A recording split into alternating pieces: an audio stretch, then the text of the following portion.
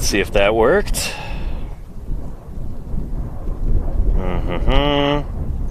Let me know if you can see or hear me right now, or preferably both. Let's see here.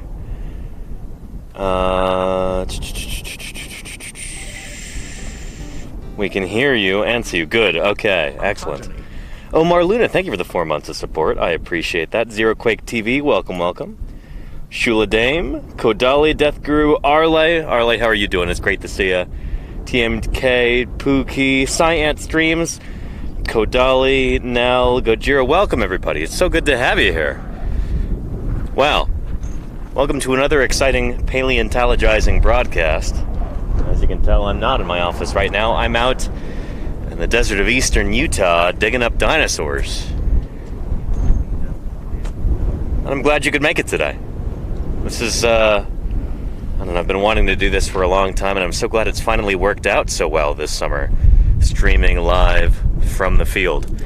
So anyway, welcome to Paleontologizing. My name is Danny Anduza. I'm a dinosaur paleontologist. You probably know already that a paleontologist is a scientist who studies fossils. I work on dinosaur fossils in particular.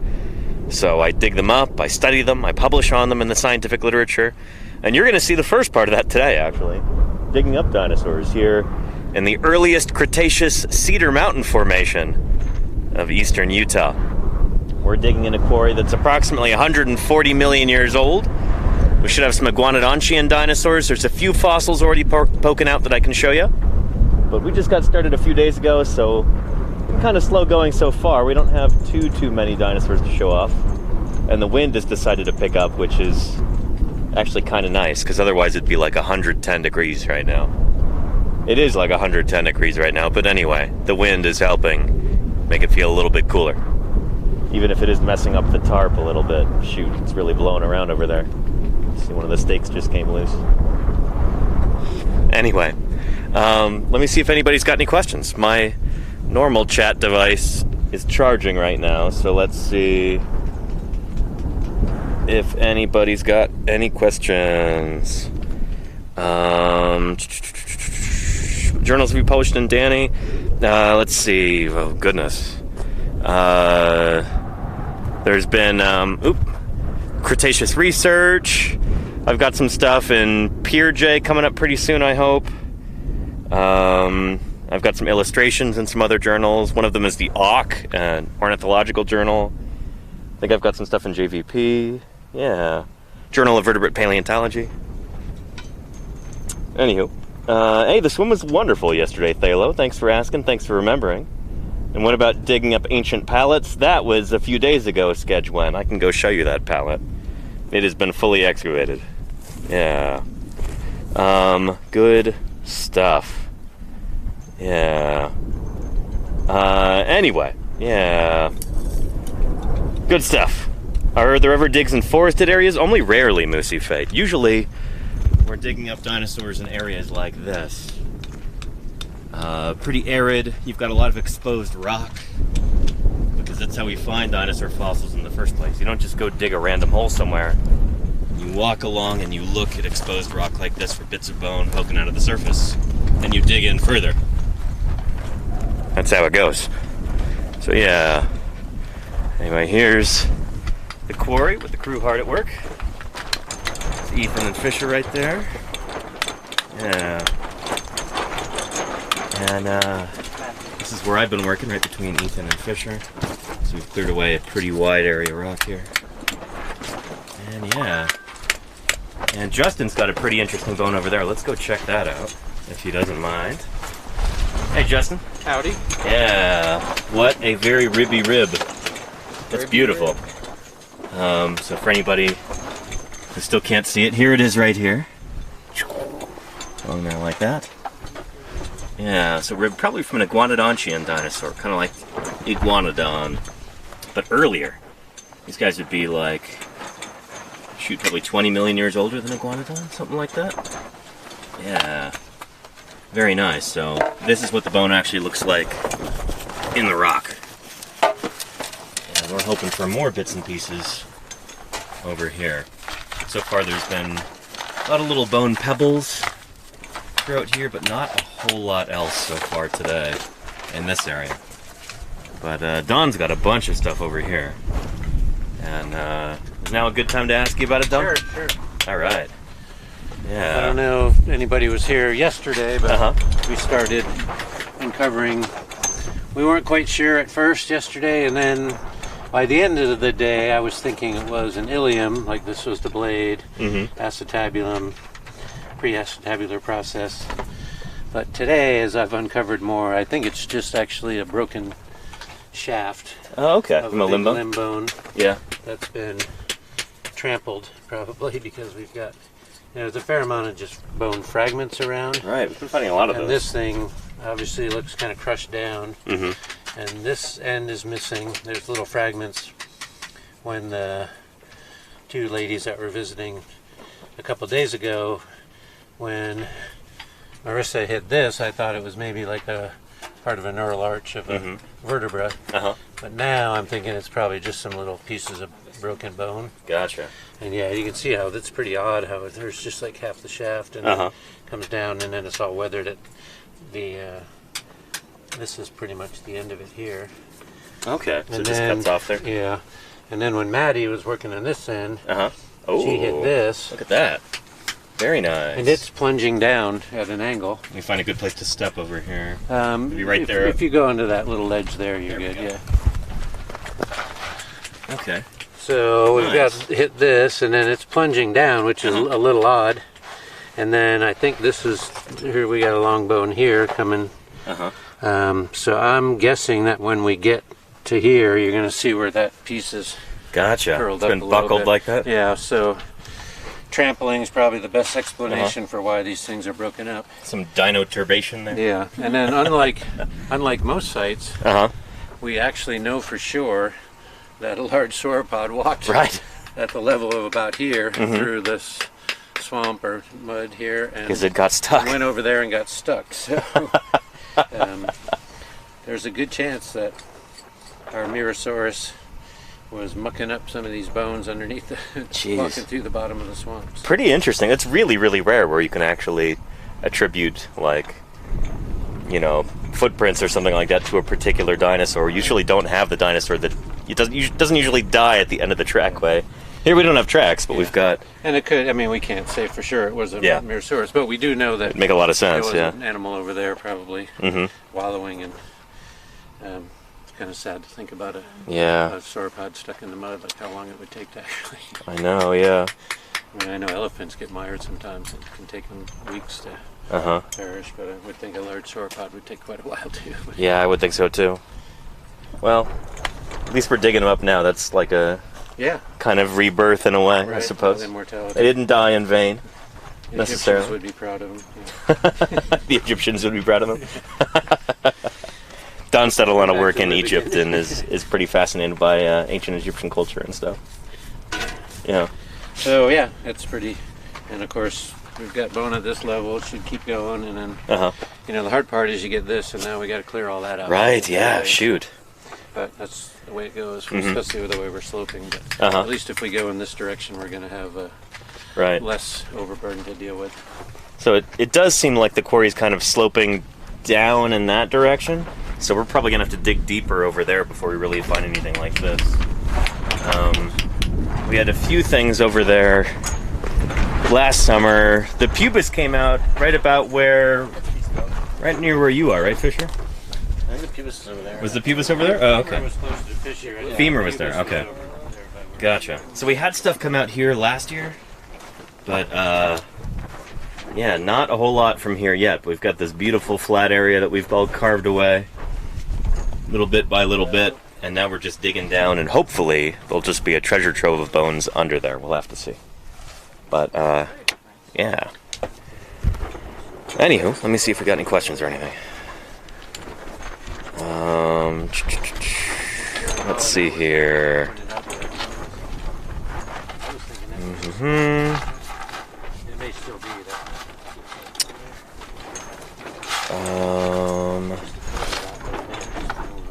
Yeah. And Kirklebank says, why is it important to dig up dinosaur bones? So that we know it was here before us.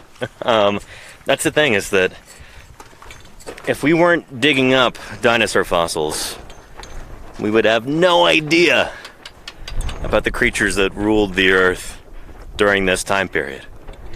I mean, think about that. Think about how much your life is enriched, given that you can know anything at all about creatures that lived here tens of millions of years ago. It gives a certain context to the way that you think about the world around you and your place in it, you know? It's like, why study the stars? Or, you know, why learn anything? You know? And beyond just that, but just beyond the purely, like, philosophical stuff, like, you know, it's really, really cool to know this. Also, I think dinosaurs play a really, really important role in learning and education. There are so many different scientists and engineers and medical doctors and all kinds of other people who, you know, kind of apply knowledge in their careers, who first got interested in learning because of dinosaurs. I think for many, many children, dinosaurs are kind of their first introduction to studying and to learning, you know? When a kid gets really interested in dinosaurs, they're kind of falling in love with the idea of learning, and that is tremendously important. So, yeah, there's an answer for you. I hope that's satisfactory. Oh, this is lovely. We've got some nice clouds overhead here. This is what we've been hoping for. Yeah, very nice. It was very, very hot earlier. Still very hot, but this might help a little bit, keeping the sun off us for a bit. And these shade tarps help out tremendously also. Anyway, let me see what other questions we've got. Yeah. Let's see.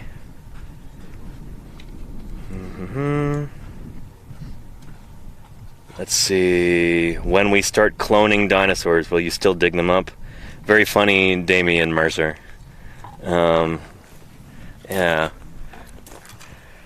That's not gonna happen anytime soon, for better or for worse. We can't even successfully clone birds yet, and they're still alive today. So, good luck trying to clone a non-avian dinosaur from the Mesozoic. Yeah. Anywho, yeah. And Origami Pete, hello to you too. Thanks for popping in to say hi. And holy cow, 17 raiders from Dr. Javasaurus have joined. Hey, thank you for the raid, Java. How was your stream? I didn't know you streamed. That's awesome. Welcome, Dr. Java. It is good to have you here. Yeah. Good stuff. And Diagonal, thank you for the 29 months of support. I appreciate that very, very much.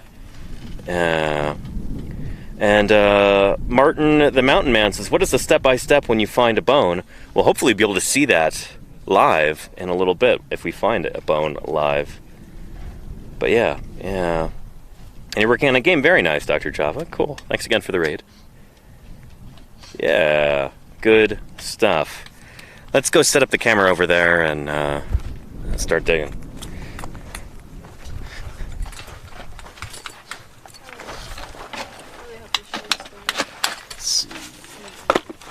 There. I'm gonna hang the camera up here.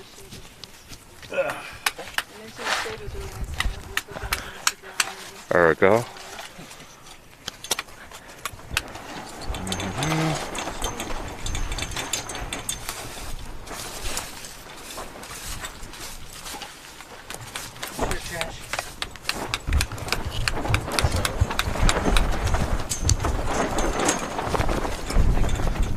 Alright, good. Camera's still on.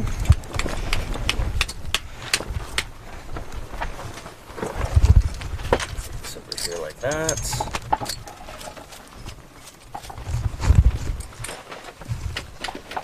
That'll work.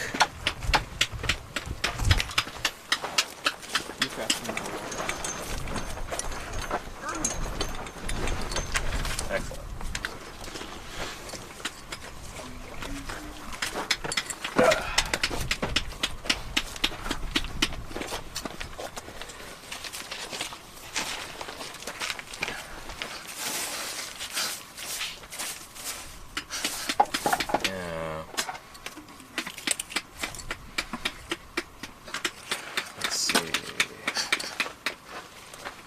digging. Yes, indeed. Yeah.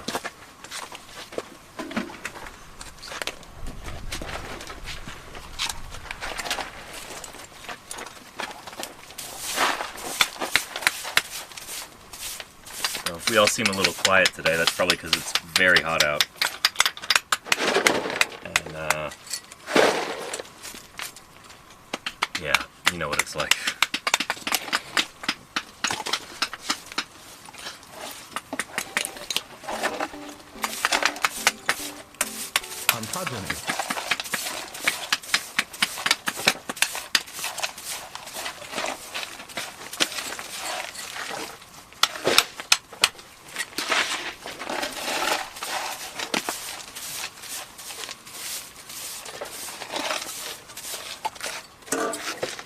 I'm gonna send some of this down to you.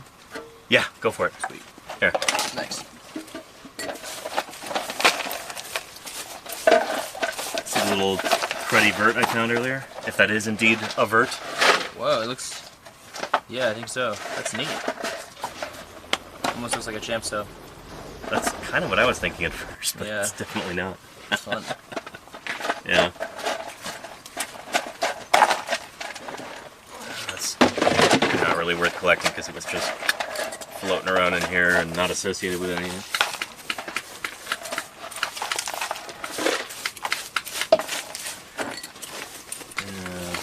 Oh, and we got a raid from Popo Nut. Well, thank you. Raiders, welcome to Paleontologizing. It's good to have you here. We're digging up some dinosaurs. Let me know if you've got any questions, but tell me how your stream went. Thanks for bringing everybody over. I appreciate it.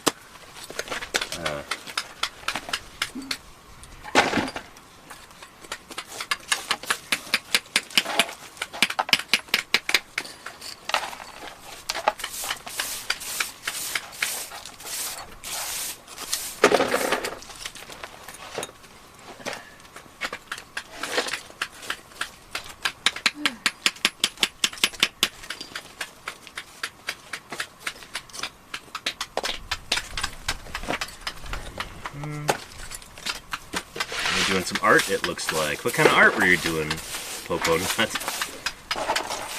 Hope you had fun with it.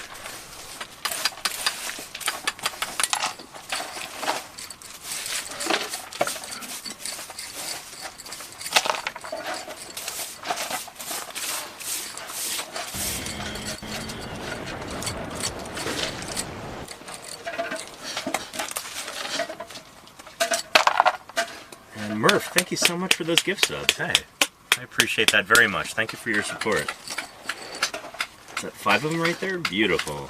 Thank you, thank you. Good stuff. Let me know if you've got any questions, everybody. That's what this is all about. It's really hot out and we're all kind of tired, so if we seem a little quiet, that's why. Don't take it personally, please. Take it extremely personally. There you go, Justin. No, I'm happy because you can't talk and find fossils at the same time. There you go, John. We're pacing ourselves in this heat. Yeah. Good time for questions because the wind has died down for a few minutes. Yeah. We might have to leave them here.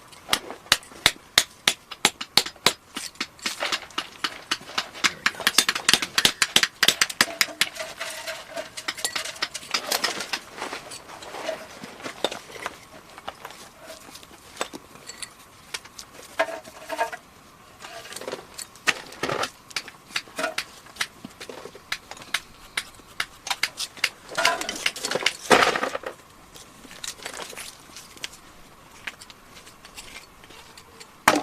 I was really excited that that might be a tooth right there.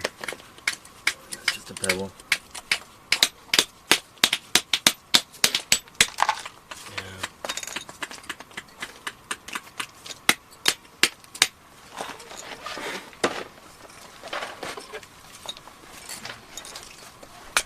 Yeah. Oscar Jr. wants to know, how often do you have people there helping who have no experience at all in paleontology?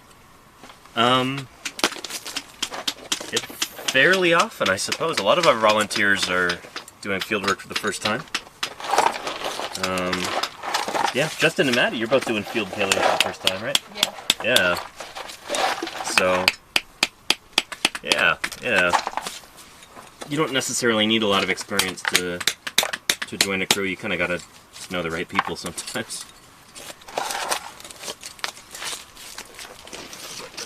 A lot of crews are in need of volunteers, so you know who to ask. Oftentimes, well, yeah, might be able to find something.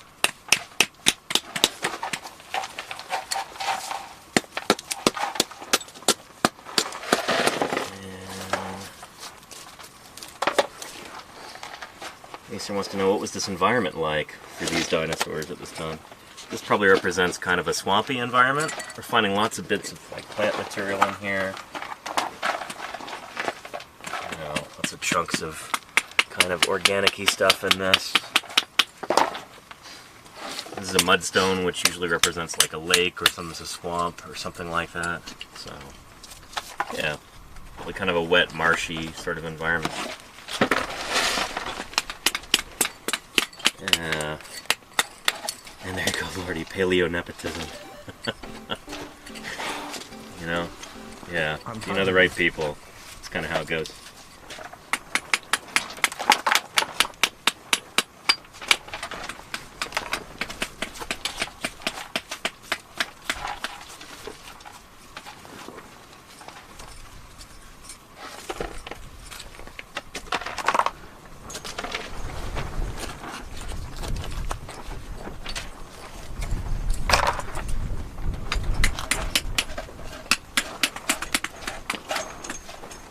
Cooking Fat wants to know, have you ever uncovered footprints?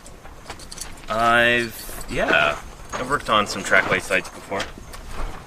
Like in the Frontier Formation, late Cretaceous of Montana. Was it early Cretaceous? Kind of forget. Found a bunch of footprints. Didn't really unearth them, they're just kind of there on the surface. And they were positive tracks, so it's like they were the sediment that filled in some of the trackways. And then later, the actual trackways themselves got eroded away, but these kind of infills, just kind of there on the hillside. So you're just kind of identifying these big blobby rocks, and it's like, oh, holy cow, that's an ornithopod track right there. Big three-toed footprint.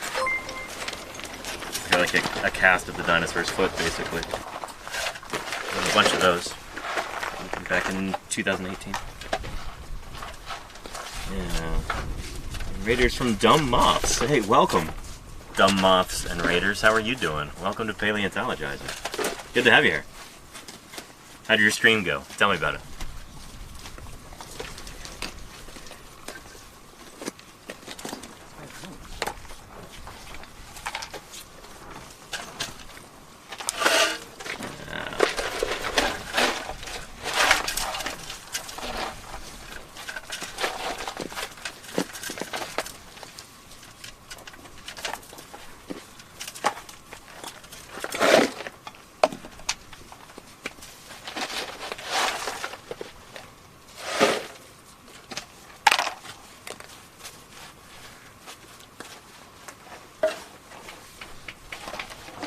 Let me get out of your way a little bit for sure.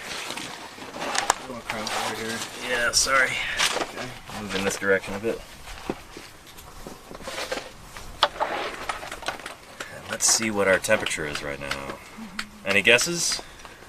91. 91. 102.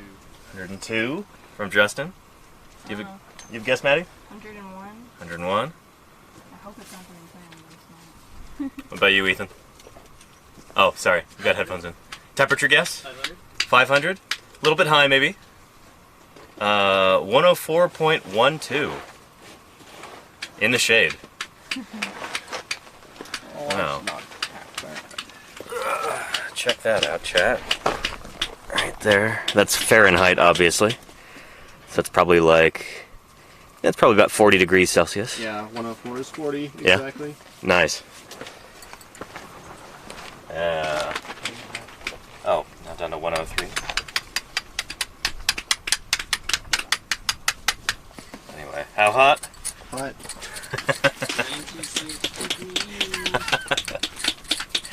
96 degrees in the shade sounds lovely right now.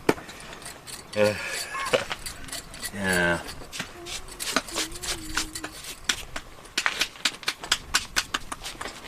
Winner, dino dinner. There you go, trick nerd. Yeah.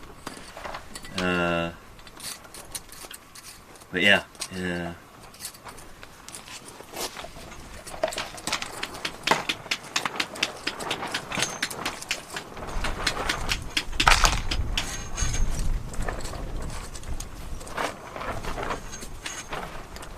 So if there were an ice cream truck, like we just heard the music right now, and it pulled up to the quarry, what kind of ice? Mint. Mint. Okay. Yeah. Super fudge chunk. Ben and Jerry's New York Super Fudge Chunk. I've never had that, but it sounds pretty excellent. Probably just like a classic, like French vanilla. Yeah? Okay. I'm either thinking like classic ice cream sandwich, or maybe like...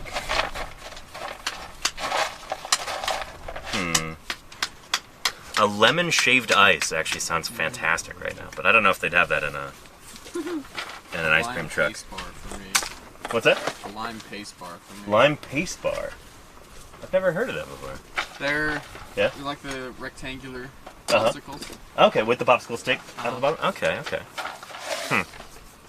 What about you, chat? Let me know. Paces is a place in Salt Lake. Oh, yeah? Ontogeny. So the ice cream trucks around there have them. Nice. Thank you, Galara Dragon, for the 23 months. Yeah. And Kiba 32B, last day was in England. Some local kids broke all of our teacups so we couldn't have tea for 2 weeks. How can you not have tea in England? Isn't that against the law? I hope those children were brought to justice. I hope it was swift and harsh. Yeah, that sounds like it was probably an archaeological dig, Kiba, if you're drinking tea, maybe. The kids were not brought to justice. They're still at large? Goodness. It was a small town of 600 people. You'd think that would make the children easier to apprehend them. Oh. Well, welcome, Kiba. It's good to have you here. Unlike in an archaeological dig where you're digging through soil, here, obviously, we're digging through, rock. Yeah. So it's... I was going to say maybe it's more slow going, but I know that's not the case. The way that archaeologists work. Yeah.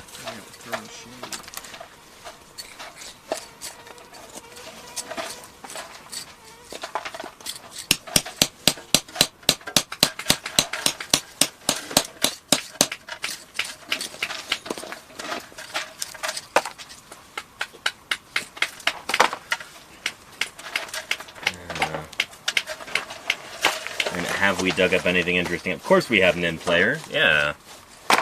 In a little while I'll probably show off more of the stuff that we got for the new people who come in, but... Yeah. We haven't found much of interest in this section yet, but we probably ought to dig deeper here since it seems like the bone layer kind of plunges in this direction. So, hopefully it'll be under these layers here.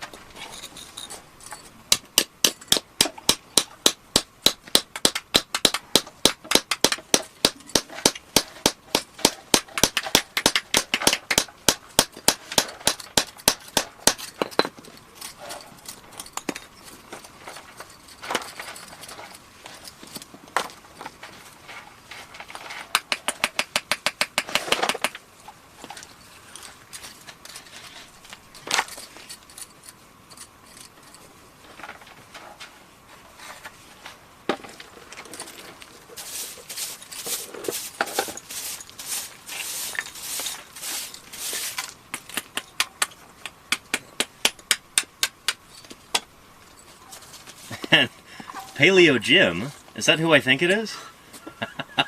Careful hammering down onto shale to avoid discovery marks. Oh, yikes. Yeah, that it must be. No hammering. Hey Jim, how you doing? Work with the rock. Yeah, we're trying to.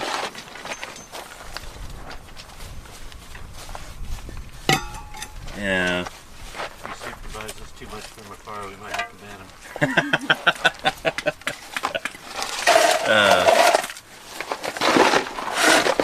him. Yeah. Sergeant Rock says, what's the lifespan of a whisk broom at your dig? I mean, not forever, obviously. This is, Got a pretty old one. yeah, although we take very good care of our equipment here. Do you have that brush, Don, that was from the Crystal Geyser Quarry? I think, isn't it? Oh. Huh. The brush of awesomeness. Yeah. Anyway, we've got brushes here that are like probably a good, maybe close to 20 years old. Not whisk brooms, but soft brushes. And shoot, I've been using this oyster knife since probably 2012. Yeah, about 11 years. Yeah, I don't know. I was gonna say, taken very good care of this, but I really haven't. A lot of wear and tear on this thing. I don't know, as long as you don't lose your tools, often they last a long time. Yeah.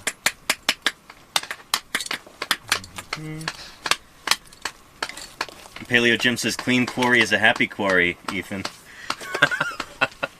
Yes, Ethan.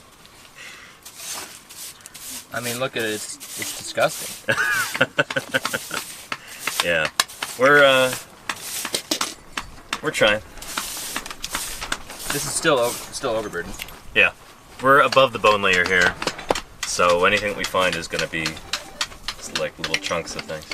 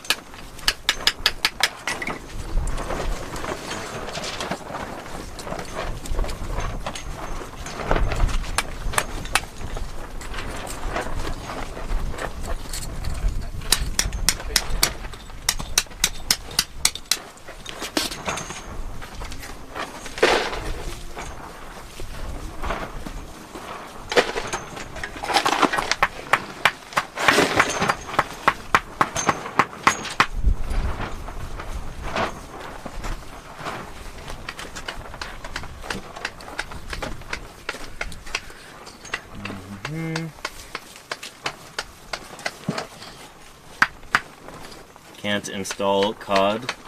Having fish program problems? I'm sorry, can't install COD. I'm so glad someone is doing this so I don't have to. Well, you know,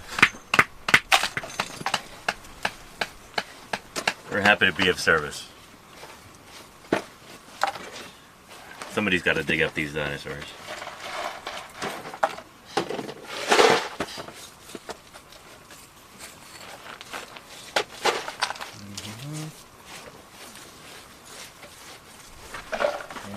Jervis wants to know, do dinosaur digger-uppers get paid well?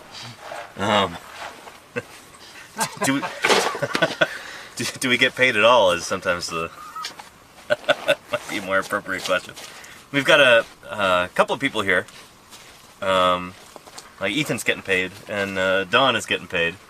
Yeah. But the rest of us are volunteers. Yeah.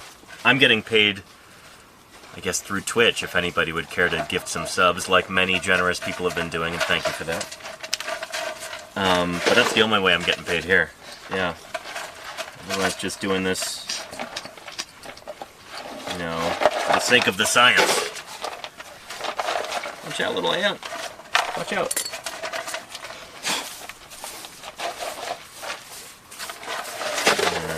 I'm getting paid because I have to look after all you jokers. Yeah.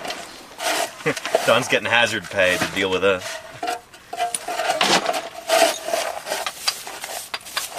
Yeah. People are saying, you get that money, Ethan. You get that. Yeah.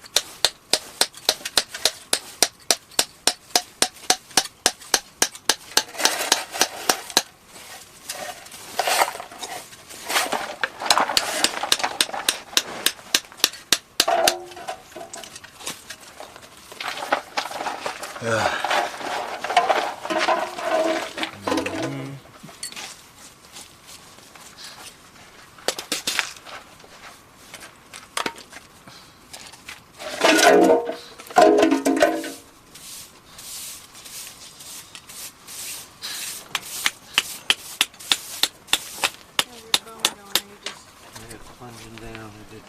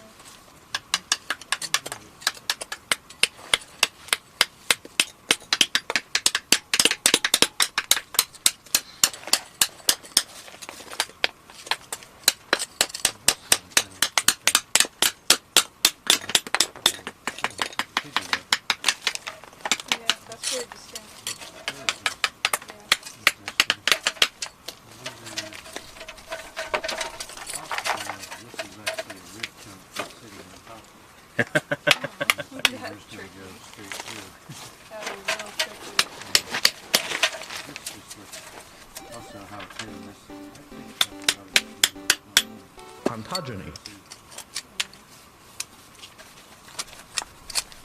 Hey Don, you have a comrade in chat.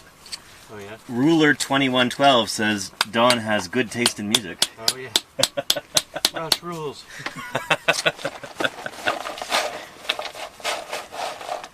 No, I first saw Rush in February of 1979. 1979. Wow. Springfield Civic Center Hemispheres Tour. Hemispheres tour. Nice. Before Rush was at the big time moving pictures.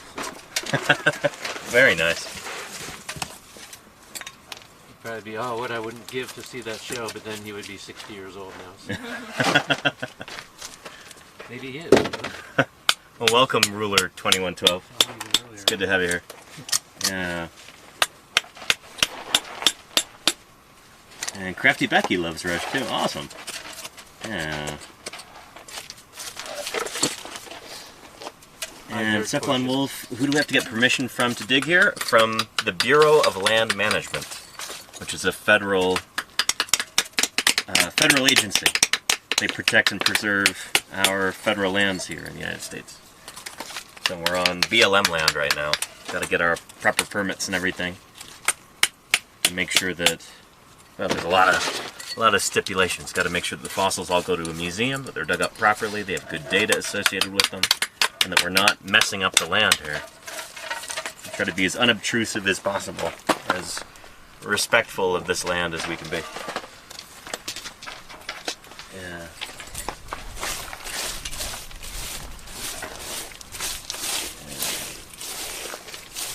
Looks like we got a plunger.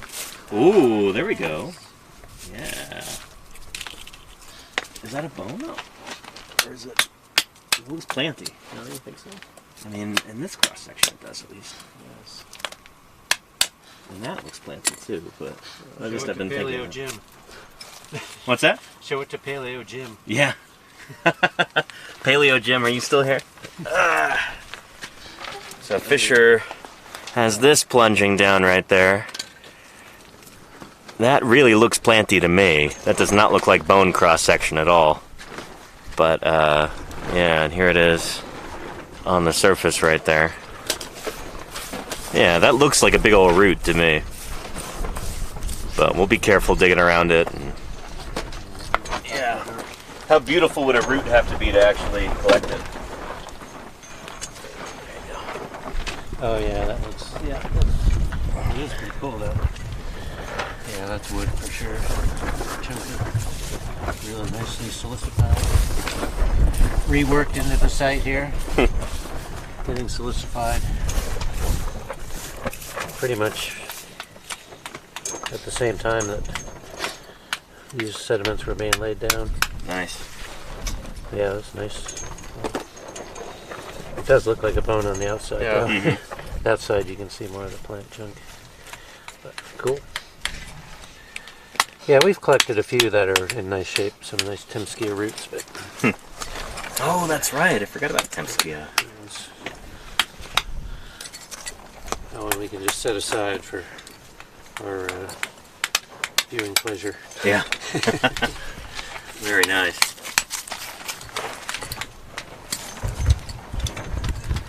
This is something to keep it interesting.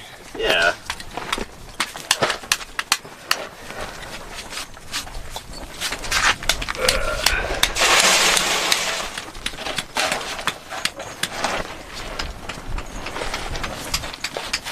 Let's see here.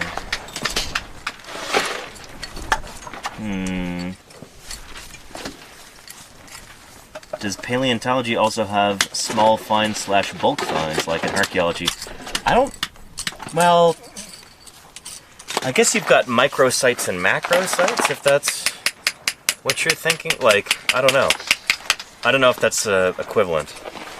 But earlier in the summer, Fisher and I were digging with Ethan out in Wyoming, and we had some microsites, which are like lots and lots of little tiny small fossils you find in you know, just kind of scattered around.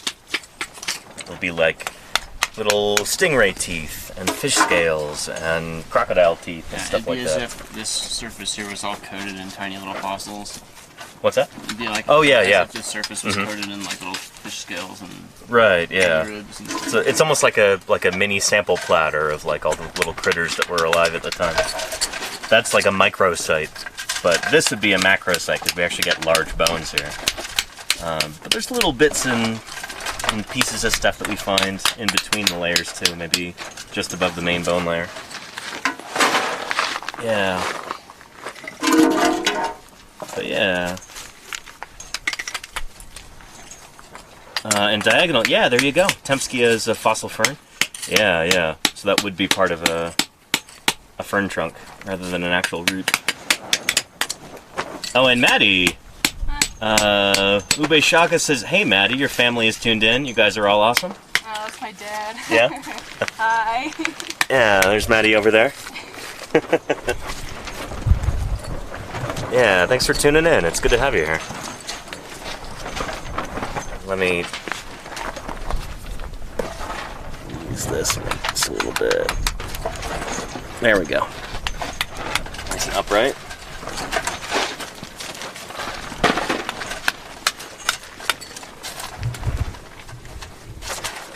There we go. Yeah.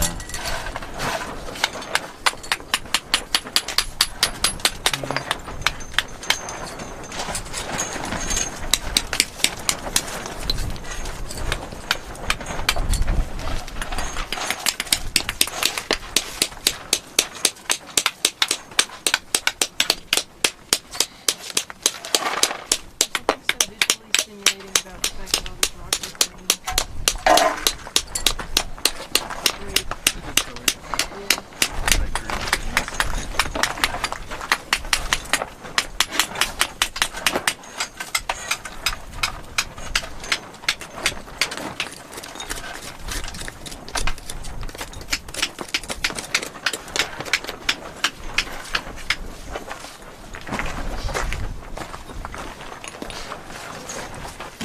And Ghost Mooner says, "How often do these guys stream?" I'm gonna try and stream just about every day for the next 2 weeks while I'm here. But when I'm not out in the field, I stream 5 days a week, every weekday, back in my office. Yeah. Oh, and Paleo Jim says, told him horizontal branching routes. Response impossible. Oh, I'm sorry, Paleo Jim. You'll figure it out. Yeah. How to respond to particular messages. You can type the @ symbol and then somebody's name, or you can click the thing on the right side to reply after their message. But I gotcha, Paleo Jim, yeah. On the diagonal, that other chatter there, they have a background in paleobotany. And I believe they're from Berkeley. Yeah, from back in the day. Probably before my time.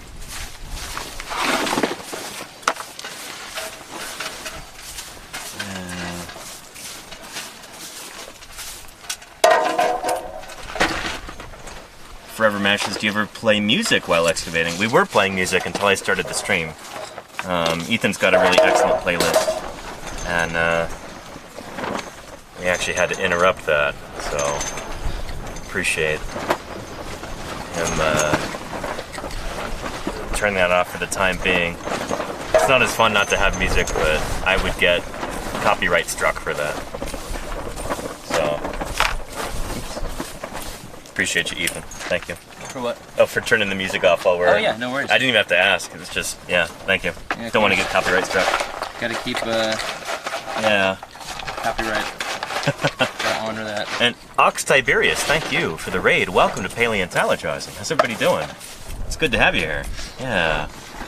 How was your stream, Ox? Tell me about it. What'd you get up to? We're here digging in the earliest Cretaceous Cedar Mountain Formation in eastern Utah. So these are some of the oldest Cretaceous rocks in North America and some of the oldest Cretaceous dinosaurs in North America. So this is just after dinosaurs like Diplodocus, and Stegosaurus, and Allosaurus went extinct. Or maybe evolved into something new. Yeah, this is the dawn of the Cretaceous, as Jim says. Dawn, D-A-W-N, not D-O-N, like Dawn DeBlue over there. Although we could call Dawn of the Cretaceous, I suppose. Please don't, okay. Nix that. Yeah.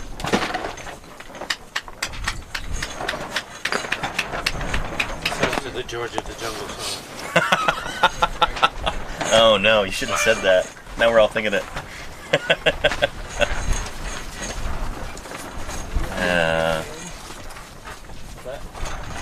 Lead again? Oh, they went extinct, says Paleo Jim. So you think it's just turnover there?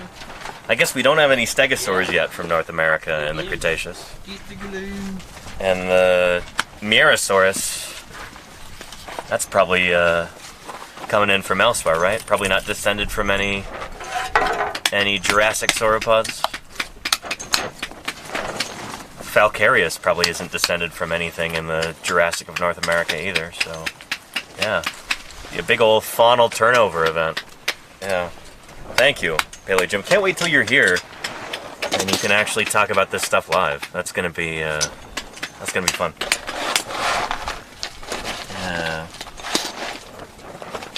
Almost 100% of the Morrison dinosaurs went extinct. Wow. That's cool, but not cool for them, I suppose. Yeah, really interesting. What is it that would have caused that? A major climactic change really sudden, or climatic change, I mean?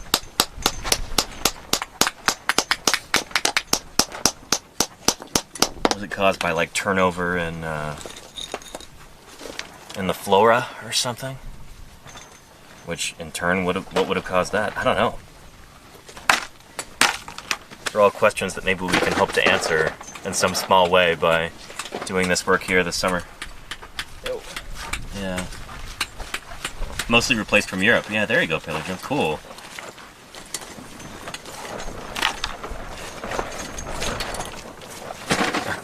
I love that Jim is like partially figured out Twitch. It's awesome to have you here, Jim. This is great. Yeah. Everybody, the state paleontologist of Utah right there in the chat. And then we have the assistant state paleontologist right behind us. How awesome is this? Often when you're trying to get around something like Oh shoot, Ethan. I'm dying. Yeah, darn. Can I get you anything? I'm good, thanks. Okay. this, maybe soak on an acolyte. Well, Just kidding, don't do that. it is really dry out here, everybody, and the dust really doesn't help. So we've had several nosebleeds in camp already. That's comes with the territory. I haven't had one yet, but yeah. And Wasp, what do we do with the scoops and buckets of rock debris? Well, let me show you. It's about time to empty this one. So just take it and either dump it right there or beyond the shade tarps right over there. Yeah. We try and do something useful with it. So useful in the sense that we're getting it out of the way and we're maybe making a little berm so that the quarry won't flood if we get a bunch of rain suddenly. So I'm gonna go just add to that rock berm over there. Nice wide.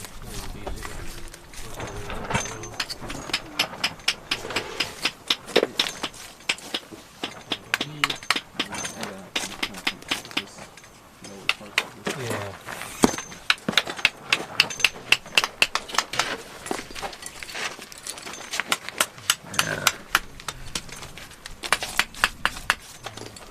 And Paleo Jim says I might look a bit closer for tiny teeth. We have been. Shoot, we found a good number of them so far, Jim. Or a few. We found a few. Yeah. Fisher found a dromaeosaur tooth that was really pretty. I don't know if Don showed you yet, but that was really nice. Yeah, and an iguanodon tooth also.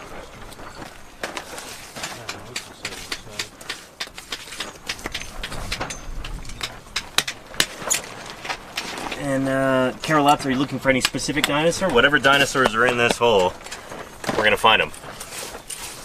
But we were working here last summer and found a bunch of iguanodon shin bones of a dinosaur like iguanodon, kind of like.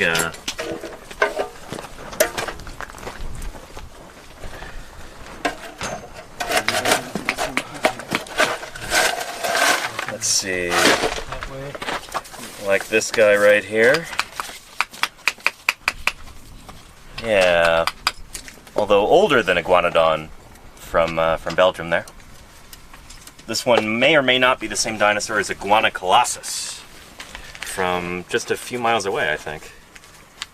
From what, Don's Ridge is where Iguana colossus is from, right? Yeah, so it's probably So this could. 5 miles or something. How many miles? 25 or 25. Oh wow. It's over closer to Crystal Geyser. Gotcha. Okay. Further away than I thought. Yeah. So our dinosaur could be Iguana colossus, or it could be something else. Perhaps an ancestor and or descendant. An ancestor or descendant of Iguana colossus. And we've got the bones of a big theropod dinosaur that started coming out of here last summer too. So we're trying to track that. Small to medium size there. Small to medium size? Okay. Yeah. Skull quite a bit. Oh, is this your guy, the potential Tyrannosauroid? Whatever it is. Whatever it is. Could be. Okay. I think it's probably a Siluriosaur, but I'm not totally sure. Okay, cool, cool. Anyway, that will be new if we can find more of it, so that's exciting. Where did that quadrate come out of? Like Right here, actually right where I'm sitting. right there? Yeah, Okay. right under my butt. Awesome. Like that. So yeah, hopefully we can find more of that. It's stuck to the bottom. Yeah. And what's the bug situation here? Not that bad for Evermash. We've been pretty lucky, actually. Not a lot of biting flies or gnats or mosquitoes or tarantula, hawk, wasp, moths, anything like that.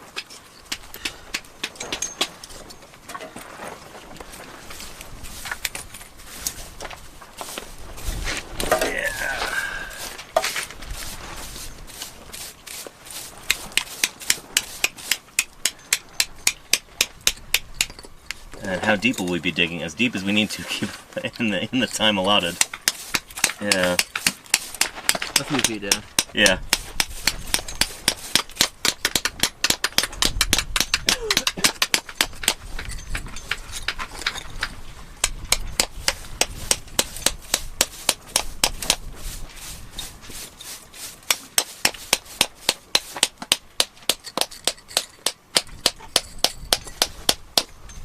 Pretending that this is like tea, but at the point it's got warm.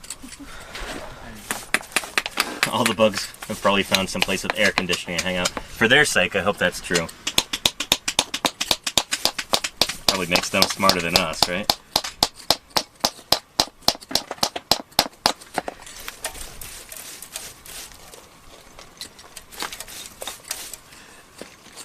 Hopefully there's at least a little bit of ice.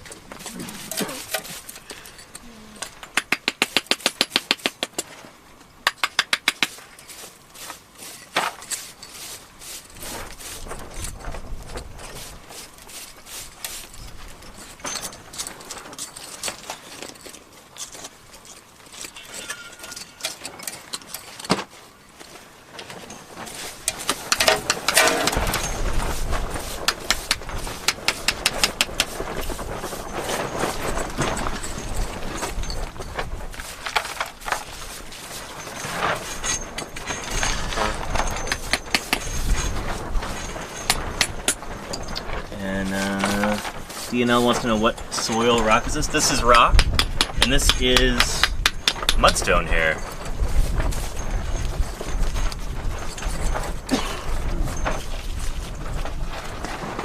Would you call this a massive mudstone, Don? Would you call this a massive mudstone, or I don't know. I'm just trying to find some sort of descriptor for it besides mudstone. Yeah. That's a pretty general term for mud that is turned to rock. Right. So it doesn't sound super exciting or technical, but it's mudstone. Yeah.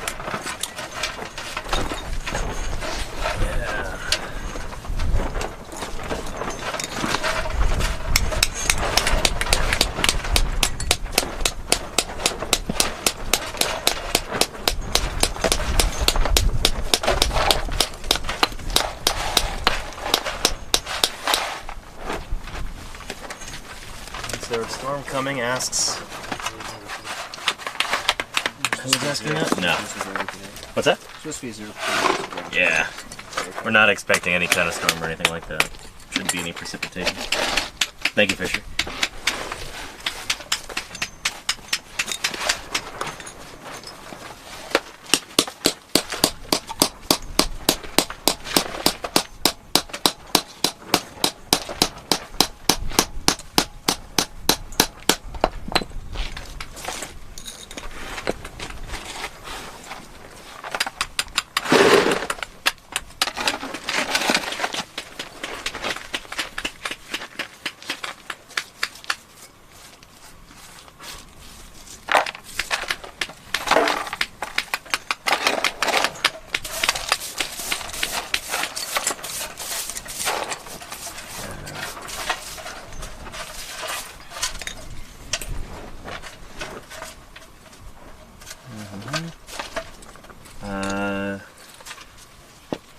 Ed of the Fist says, very glad I found you guys. Someone posted this in the Terrible Lizards podcast. Interesting. And lucky you guys were alive. Well, awesome. It's great to have you here. Holy cow, I had no idea. I guess word is starting to spread. That's excellent. Yeah. Good stuff.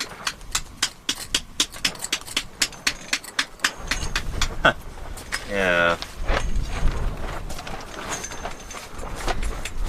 And poorly sorted fine grain rock with pebbles, i.e. mudstone. Thank you, Jim. Yeah. Oh, little ant. Nice. I hope you're enjoying the air conditioning right now, Jim. It is hot out here, but feels like it's gotten a little cooler over the past hour.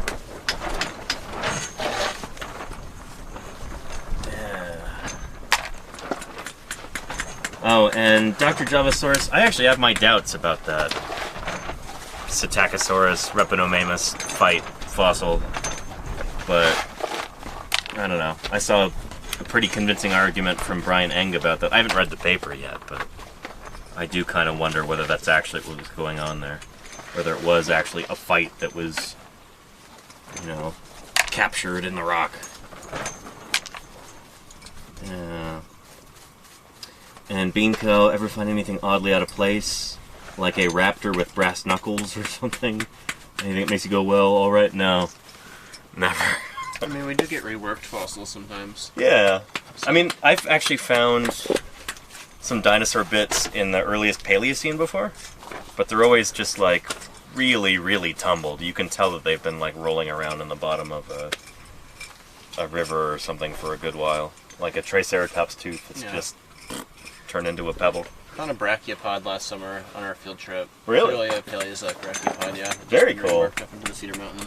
That's pretty excellent. Wow. So, yeah, sometimes we do get out of place fossils, but it doesn't mean that they were around at the same time. Exactly, Just yeah. as we're finding fossils right now in the Anthropocene, there were fossils exposed back then too. Right.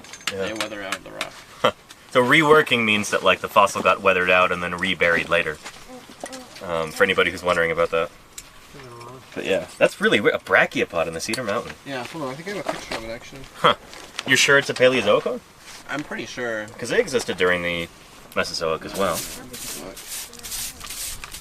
But that'd be wild, yeah.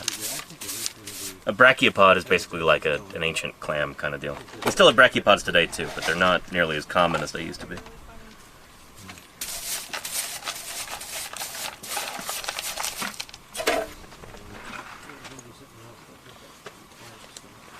Yeah. Oh, that does look like it's been reworked. Yeah. This little piece. That's pretty cool. Yeah, show the camera. Thanks, Fisher. Yeah. So can you explain what a brachiopod is and why that's cool? I guess, like the most simplest explanation is that a brachiopod, kind of like a clam, except instead of being symmetrical across the horizontal axis, it's symmetrical across the vertical axis. And they're not closely related to clams, I don't think. They're lothophores, if I'm remembering correctly from invertebrate paleo. They were really dominant during the Paleozoic, forming like pretty large communities on the ocean floor.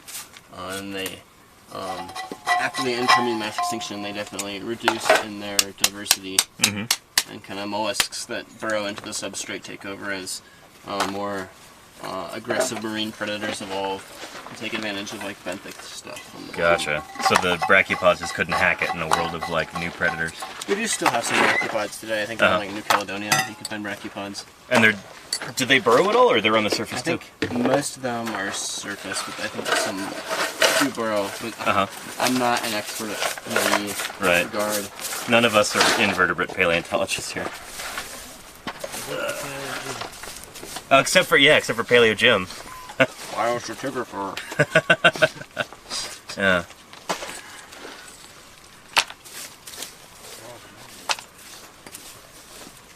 Yeah.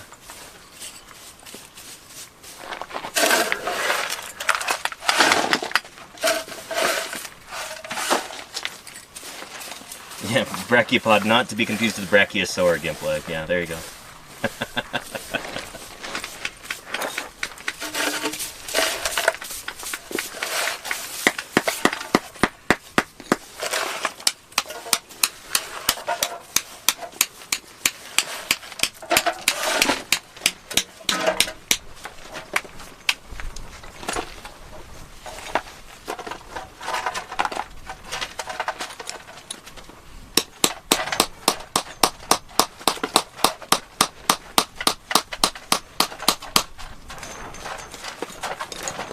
There we are. Nice big chunk.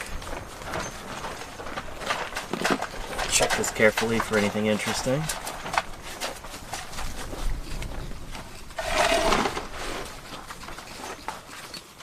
As you can see here, this actually looks kind of moist, because it is. There's moisture that kind of seeps in through some of these cracks, these natural cracks in the mudstone. And that's why you get like little plant roots. Modern plants, you know, from our modern age, send the roots down through this to try and get to that moisture. And sometimes when you're digging for dinosaurs and you find a dinosaur bone, it'll just be covered by like a little mat of modern roots. Plant just trying to do whatever it can to wring every bit of moisture it can get out. And since like you've got those natural cracks that form around the bone, it's just a perfect place for the plants to get a little drink.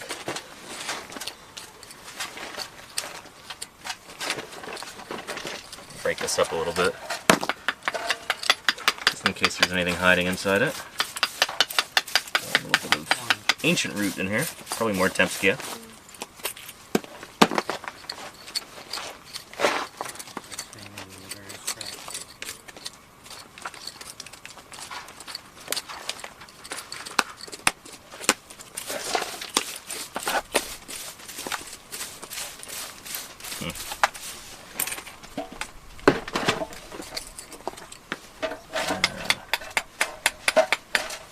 And is pulling out a piece of stone like that as satisfying as it looks? It pretty much is, Blue Laser, yeah.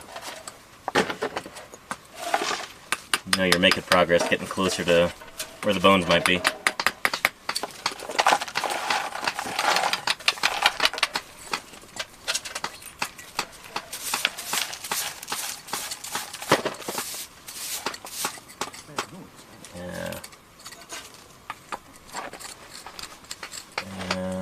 Paleogenesis wet spring, possible somewhat parched water table.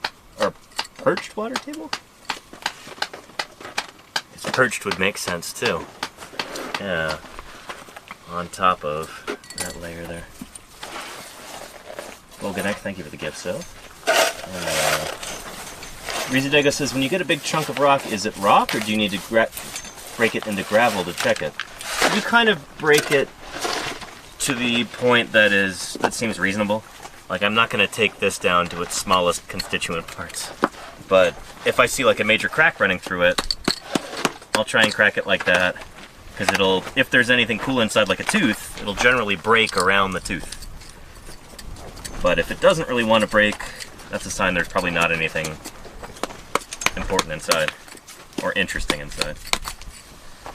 Yeah, so this one's probably not got anything. And Ellie Bunnies, thank you for the kind words. I appreciate that.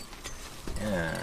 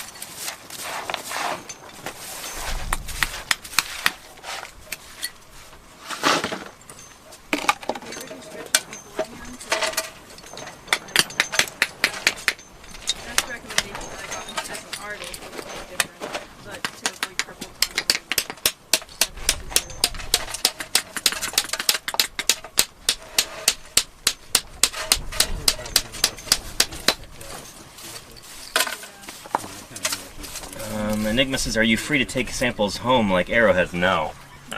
We're working on public land here. So everything here belongs to us, the people of the United States, collectively. This is not for private ownership. We're not likely to find any arrowheads anyway, but any fossils that we find here, if they are scientifically important, they belong in a museum.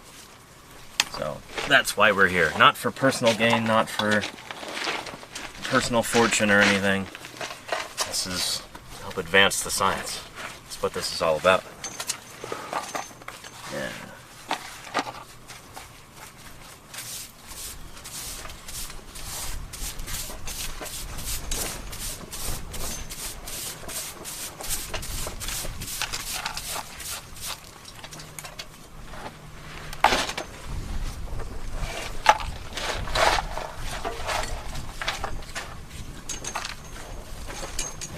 Science, there you go.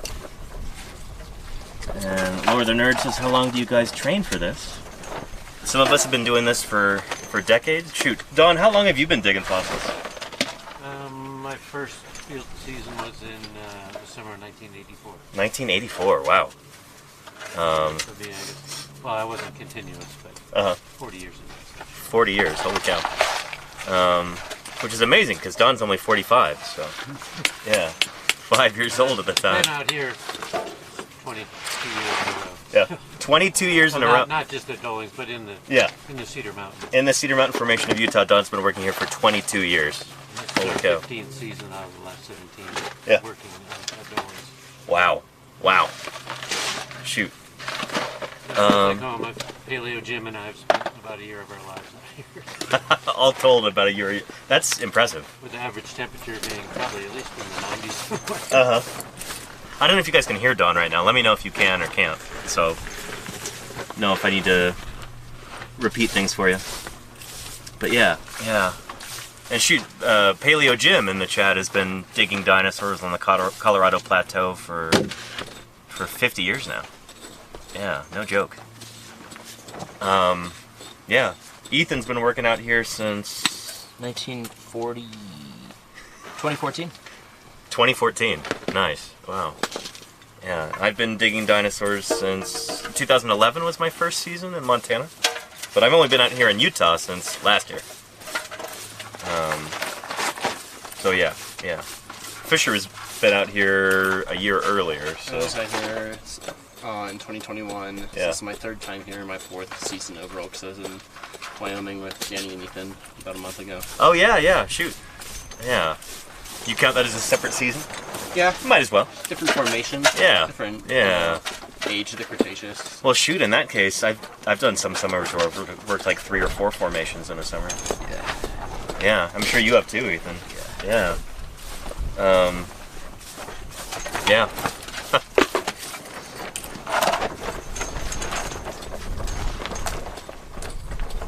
So anyway, yeah, some of us have a lot of experience, and some of our volunteers here, it's their first summer ever out digging dinosaurs, which is pretty cool. So we've got an eclectic group.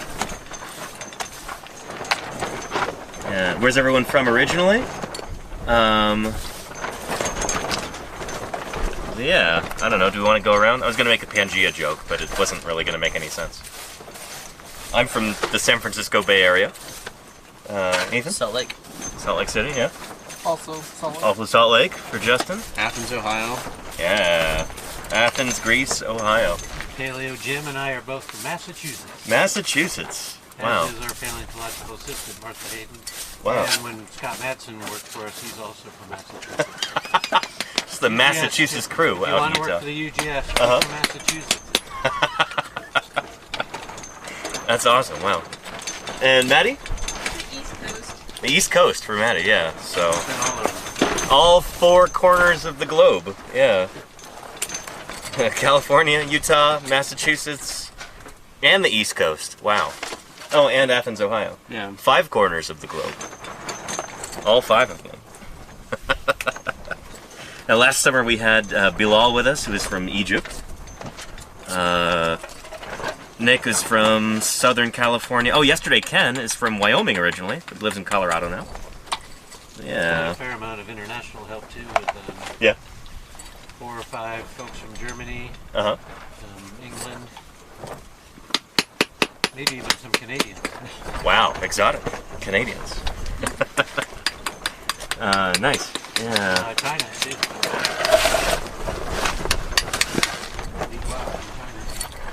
Yeah.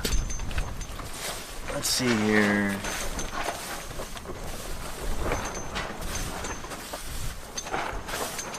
Gimpleg says Athens, Ohio is a great place to escape from. Hey, you watch it. I mean, different strokes, I guess. Yeah. I like it. It sounds like a nice place. I've never been. It's quite quaint. Yeah. Do you have like a replica of the Parthenon or anything there? Or the Acropolis? No, we have literally nothing anything to do with it. Nothing Athenian there? No naked wrestling or anything? Unless you consider the university. I guess a university could be Athenian, yeah. Maybe? I actually don't know. Yeah. And our volunteers always paleo graduates? No, certainly not. Yeah. Maddie's got a background in art, and Justin's about to start his academic career in paleontology. So yeah.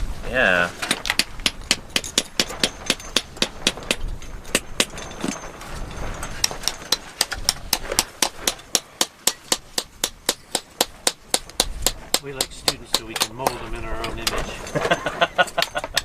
Just blank slates. Little blobs of clay. Carte blanche.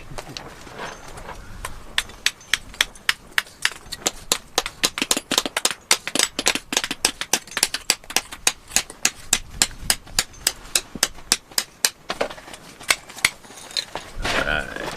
Carefully peel this back, look for anything underneath.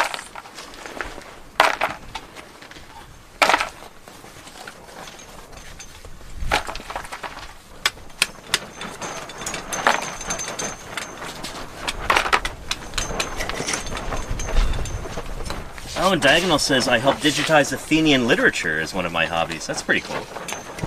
Has there been a lot of literature to come out of Athens? Probably. I mean, OU is supposed to be pretty good for journalism or whatever. Oh, okay. Very nice. If it's good for anything anymore. Oh. The fall of the American university system. Yeah. It's an ongoing thing. Yeah. And the Bex person says, you must get hella dirty out there. How do you manage? You do. We went swimming yesterday. Yeah, Don actually took us swimming in the Green River yesterday. And as opaque as that river was, it still got us cleaner than we were, so that was really nice. Yeah. Fisher brought some soap out. Thank you again for that, Fisher. I keep my roommates clean. There you go, yeah. I mean, I do have to smell them all day. So. It's a requirement. Yeah. Now, we've got wet wipes and stuff. I've got a bunch of wet wipes in my tent. I do like a little wet wipe shower every night before I get into my sleeping bag, or rather, onto my sleeping bag. It's usually so hot out here at night that maybe you don't actually get into your sleeping bag until 3 in the morning or something when it's the coolest. Yeah. Is the water green in the Green River? It kind of is, Miss Yvette, yeah. Yeah. Greenish brown. Greenish brown. Yeah.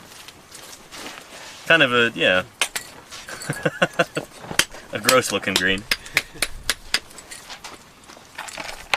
What's the average low temperature at night? I don't know, probably, Maybe around the 60s. that low, you think? I thought it was like 71. I was gonna say like 80s. I don't know. It, Yeah. felt, I think it was 85 in my tent last night when I went Shoot. to bed. Did you check? Yeah. Oh, man. Yeah. Alright, maybe 70s. Wishful thinking. Jim says just a sheet is best. Yeah. Yeah, I brought a sheet. I should think about finding that. I've got a lot of gear. I gotta track it down. You can makes a better mattress out here. And here. I got a little sleeping pad with a fitted sheet. Sheet on top. There we go. Got my phone call. That's annoying.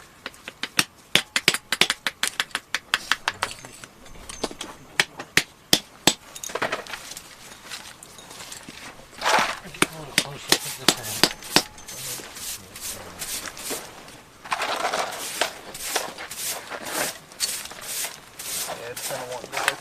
Yeah.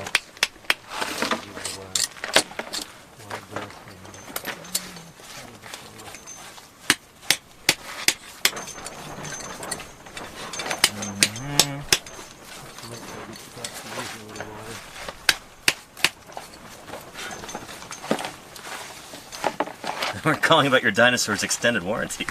There you go, Sergeant Raccoon. I think that's probably expired. 140 million years old.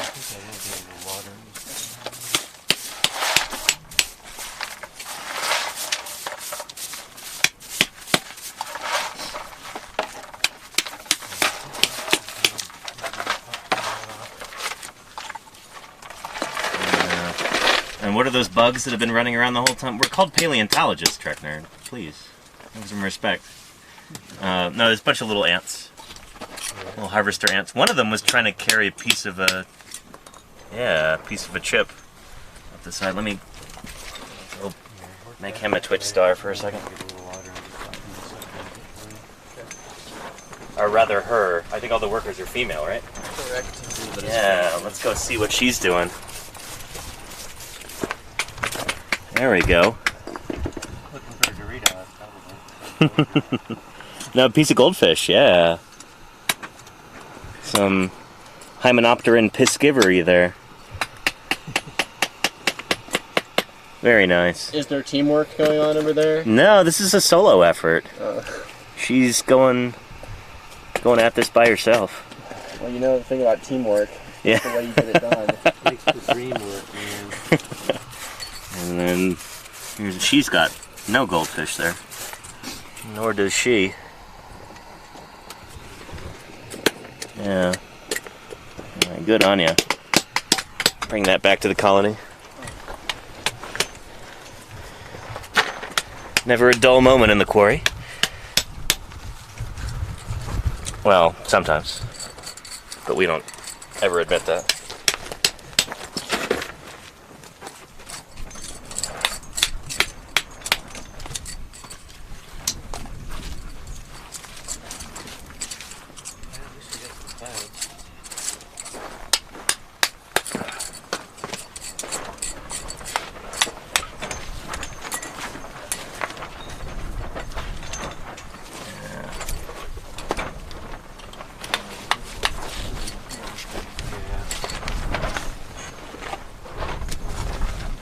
Paleo Jim's big cliff to scale.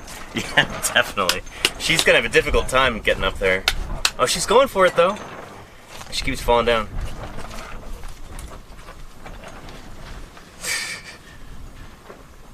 Trying to walk up backwards.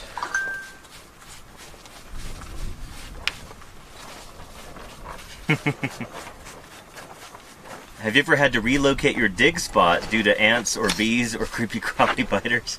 I mean, if you can't really move the fossils until they're dug up, so no.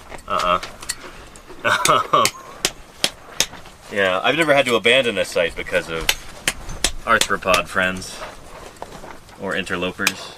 Well, we're the interlopers. They were. I guess this is their home, right?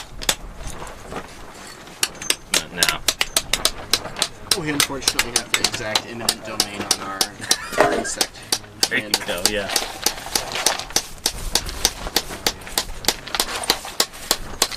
But in return, they get all kinds of little crumbs of stuff. There we go.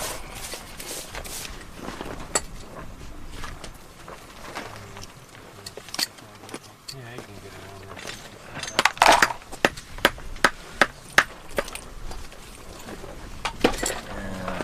Do we have to get state permits? Federal permits, Cosmo Bulldog, yeah. Yeah, we do. And we've got them, obviously. Or we wouldn't be here.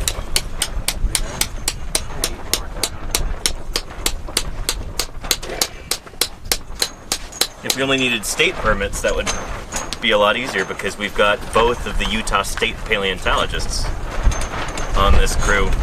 There's Dawn right there, and then Jim is in the chat right now. He'll be joining us later in the week. Joining us here in the quarry, I mean.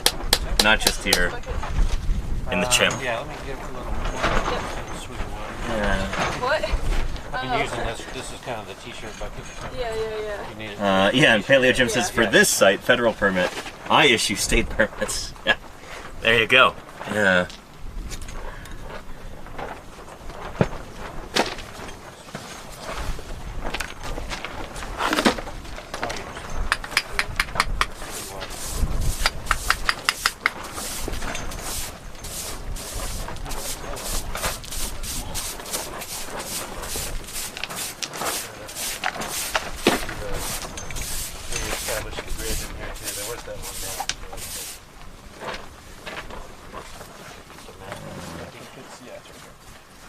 And Jet Guru wants to know how long we're doing this dig until about mid-August. Probably around the 10th or so, something like that.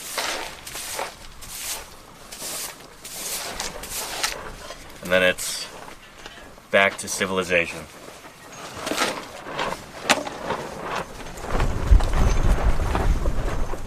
And I did get a newer brush. I've got both here, Bad Mandex.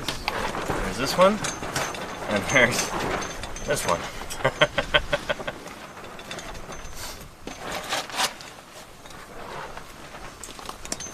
But it turns out this one's a lot easier to use. Imagine that.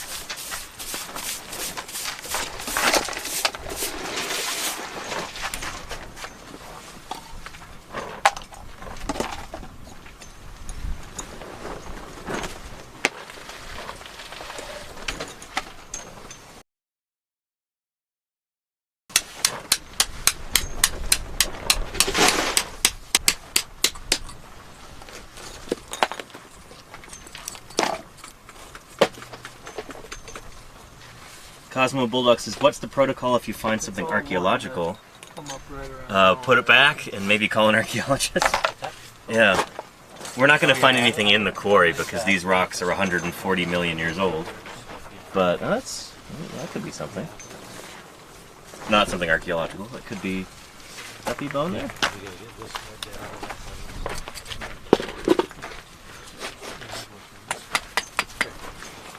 Probably not, but I'm going to be careful.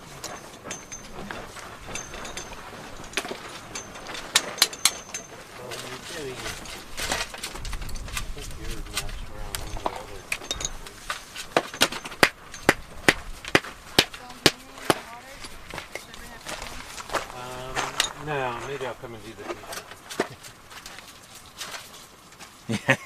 Yeah, if you find an archaeological object in a dinosaur site, call the presses. There you go, Paleo Jim. That's...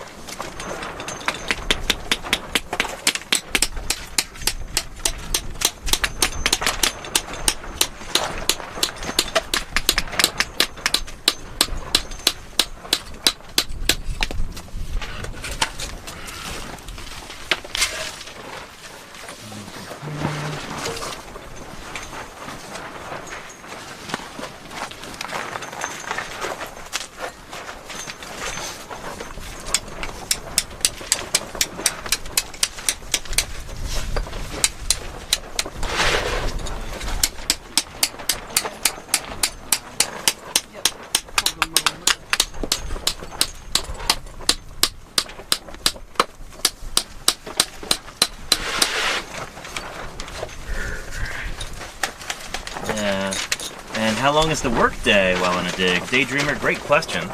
We usually go from about 8:30 or 9 to about 5 o'clock.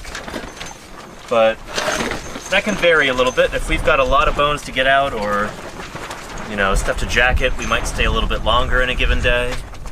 Especially if it's nice and cool.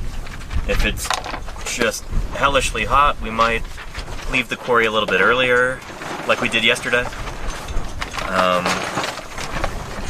Yeah, it's typically about 9 to 5. Most of us are volunteers here, so Don is always careful not to work us too hard.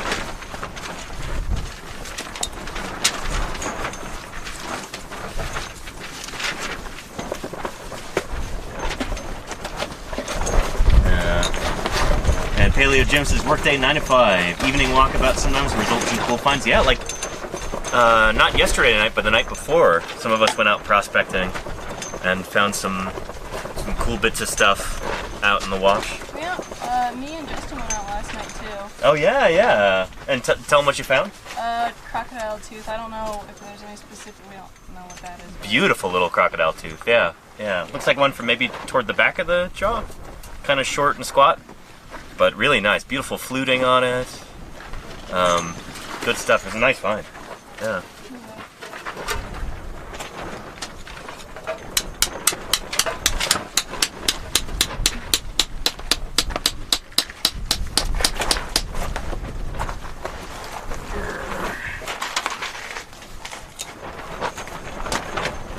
Wasp says, are you staying at a dig house or a hotel? We've got tents out here, personal tents that we sleep in every night. Yeah. One of these days I'll probably do a stream from camp, and I'll show you what that looks like. But yeah, we don't have the budget for hotels out here. You kidding me? Yeah. And are there any described crocodilians yet from this formation? I don't think there are. Do we have any described crocs from the Cedar Mountain? Or from the lower Yellowcat member of the Cedar Mountain? No, I don't believe so. Yeah, I can't think of any. Jim would know, for sure. We've got one from Andrew's site that's being described. Oh, nice. Okay, so there's one in progress. Yeah. And where's... If Joe Surdich is listening, tell him to get on. Joe Surdich, Get on it, dude. get your butt in gear. I'm excited. That'll be cool to have a crocodilian from the Cedar Mountain. Yeah. Call it something like Cedarasuchus or something like that. But honestly, that name's probably taken. Yeah. The hotels are 1 hour away. Yeah, Jim, that would be ridiculous if we had to do that commute every day. Instead, we've just got a nice, like, 10-minute walk to the quarry.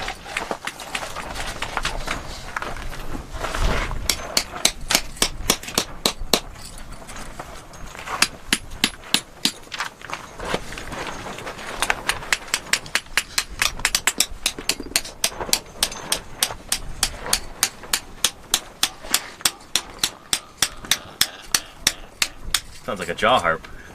Boing, boing, boing.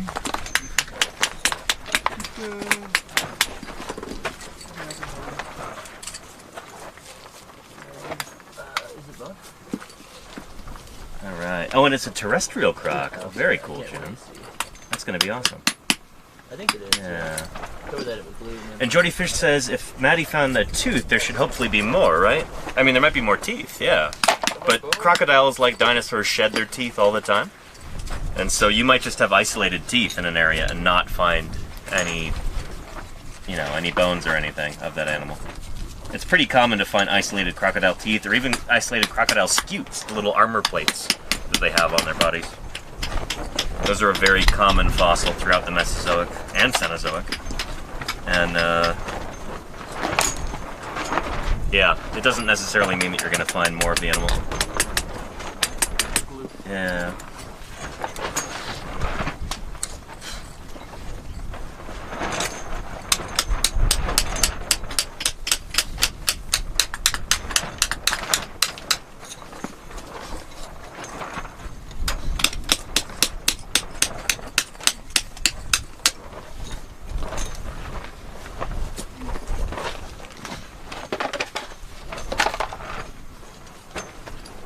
Feel cheated that they skipped step one. Yeah, step one, die. That's the thing is, I guess, an animal like a crocodile or a dinosaur, it could have parts of its body become fossilized before it dies.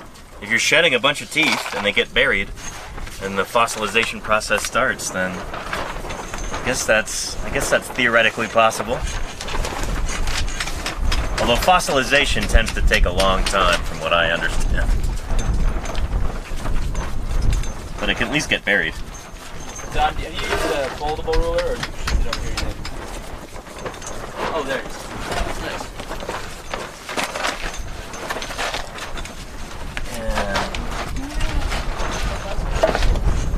And are the small plastic bottles to your right C8? Those are, these are full of glue. Yeah, acryloid is the particular kind of glue that we're using here. But that's like a polyvinyl acetate glue, PVA glue.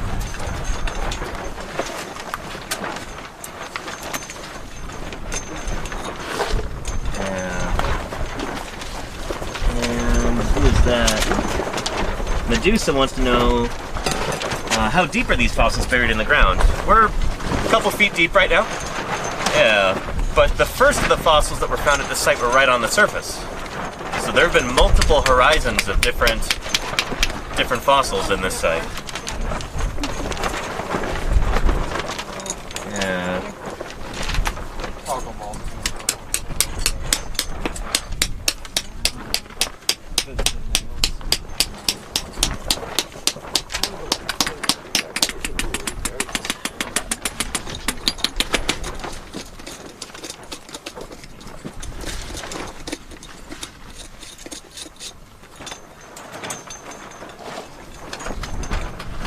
And Ruler says, what do you use glue for? For the fossils. Yeah. Here, let me pick up the camera and walk around a little bit, and I'll show you. Because we've got a bunch of people watching.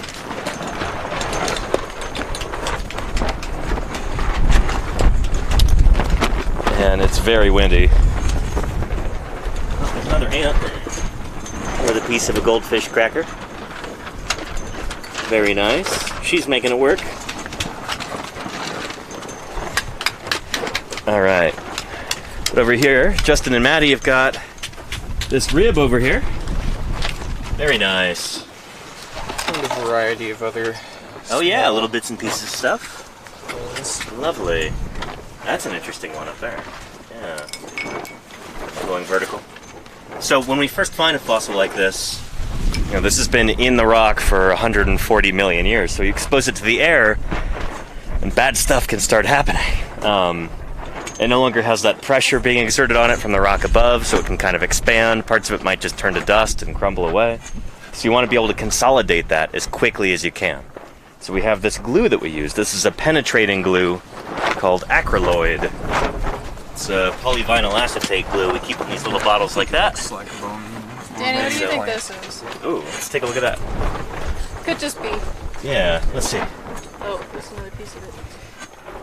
Wherever this one. Right here. I don't want to pull it up because it's around, but that looks, this part right here looks like bone texture. Yeah. Looks like a little bit of bone. Hell yeah. Let me take a closer look. Yeah, that looks like bone right there. Yeah, and we can put some glue onto it. Should fit in.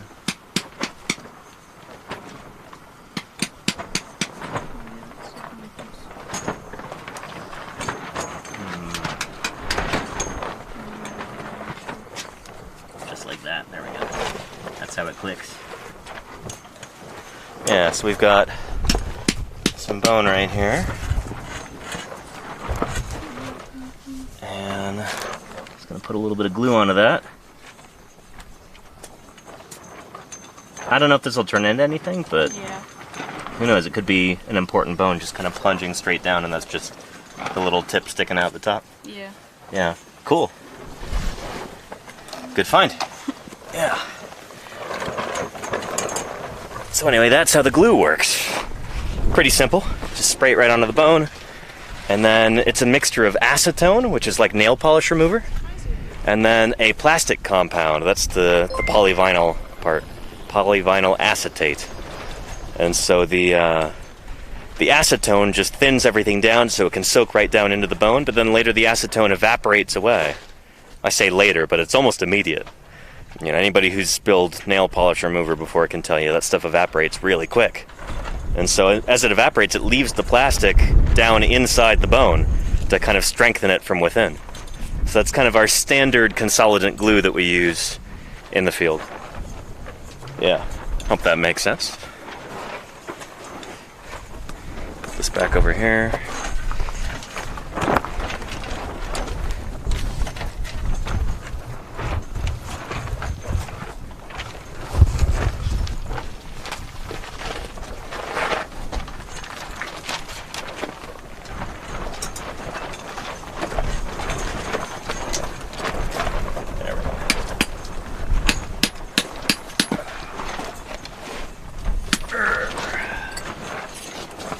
Yeah.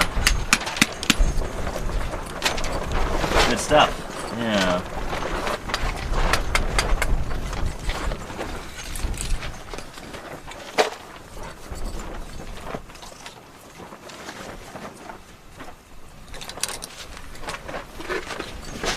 Aunt Nem says, "Thank you for streaming this. It's amazing to see the process." That's what this is all about, you know?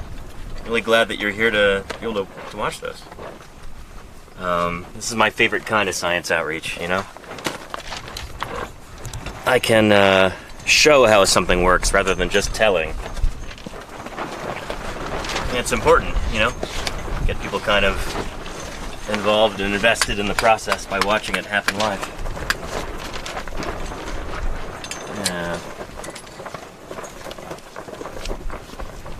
why does Danny's work area look cleaner than all the others? Because I'm yakking to you guys right now rather than actually digging. Let me get back to that.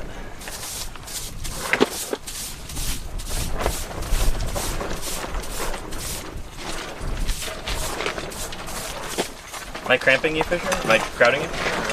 Okay.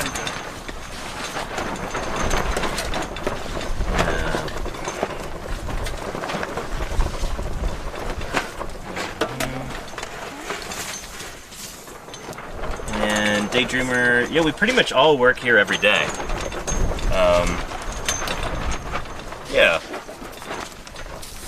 Some of our crew members will be here for just a week or so, and some of us are going to be here the whole summer, but, you know, it's such a privilege to be able to do this kind of work in the first place. So we all really want to be out here as, you know, out here working as much as we can while we're here.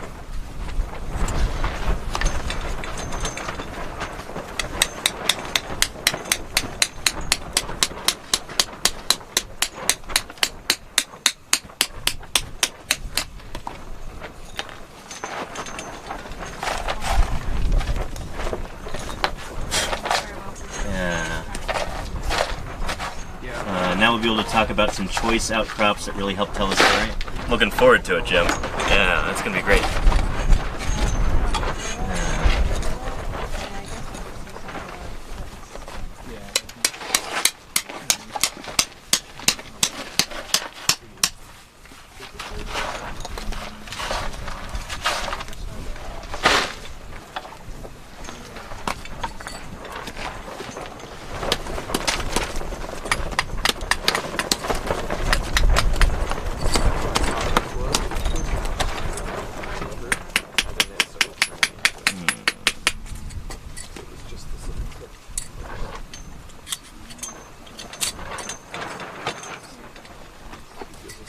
Be anything interesting? Let's see.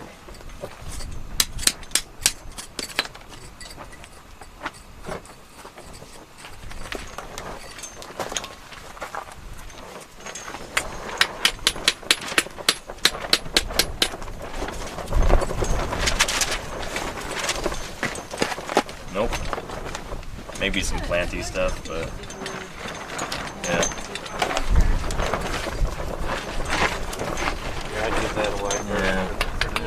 Oh, Jody Fish wants you to know, Fisher. They're about 4.5 hours from Athens, Ohio.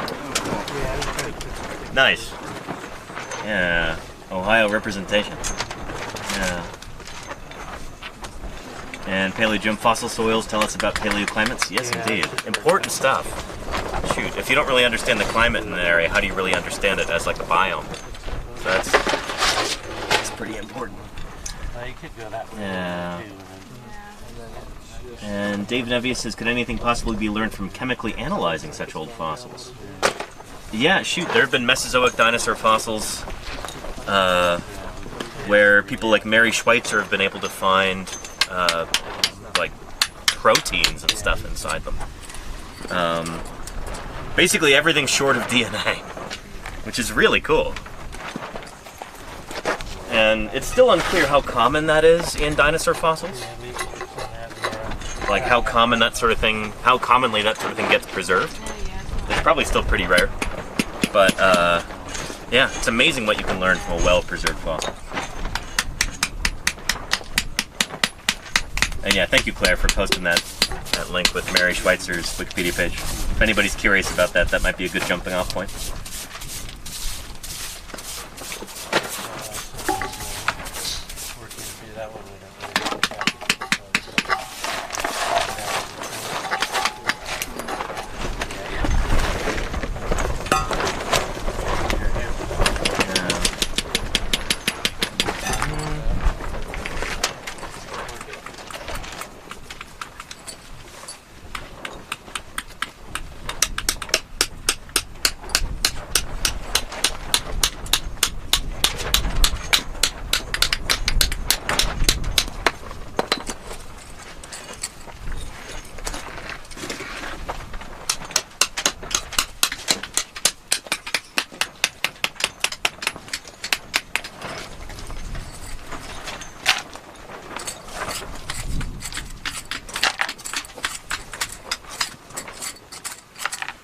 Dockyolian says, tell Maddie Doc says hi. A doc who? Doc? I don't know. Oh, yeah. Hi. Thanks, Doc. Oh, okay. I think I might know who this is. Yeah, Awesome. there's a little reason I'm here. Yeah, well, thank you for sending Maddie out here, and thank you for your support for this whole endeavor. We really appreciate that. That's awesome. It's good to have you here in chat. Welcome. So for anybody who's here for the very first time, let me tell you, welcome to Paleontologizing. Thank you for watching. We're here digging up dinosaurs in the earliest Cretaceous Cedar Mountain Formation. Very bottom of the Cedar Mountain, pretty much. Some of the oldest dinosaur-bearing Cretaceous rocks in the world. And yeah, we're looking for some iguanodontians and whatever else this quarry might kick out. And we're having a grand old time, even though it's super hot out here. In fact, I need to drink some water before I forget.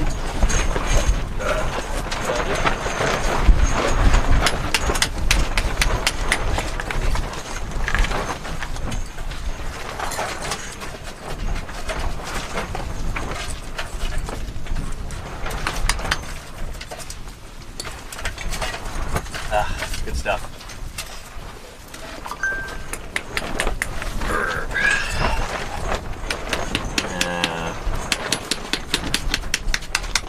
And Aditya, I'm of course remembering to drink lots of water, as always.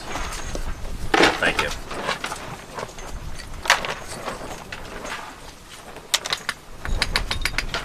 And Jim Turn wants to know, do you ever use ground radar? Oh man. It's one of our most common questions. No, it doesn't work. Yeah.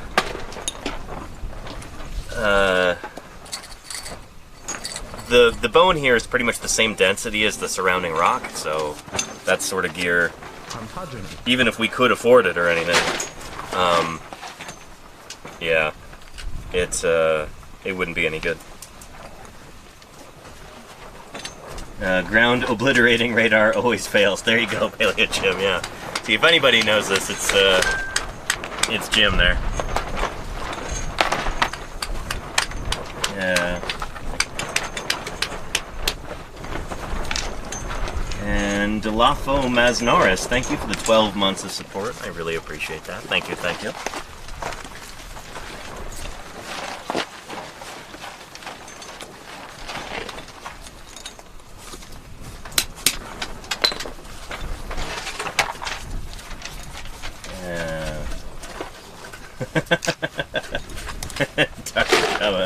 Where dynamite worked, that stuff would work too. I mean, it'll also obliterate the fossils.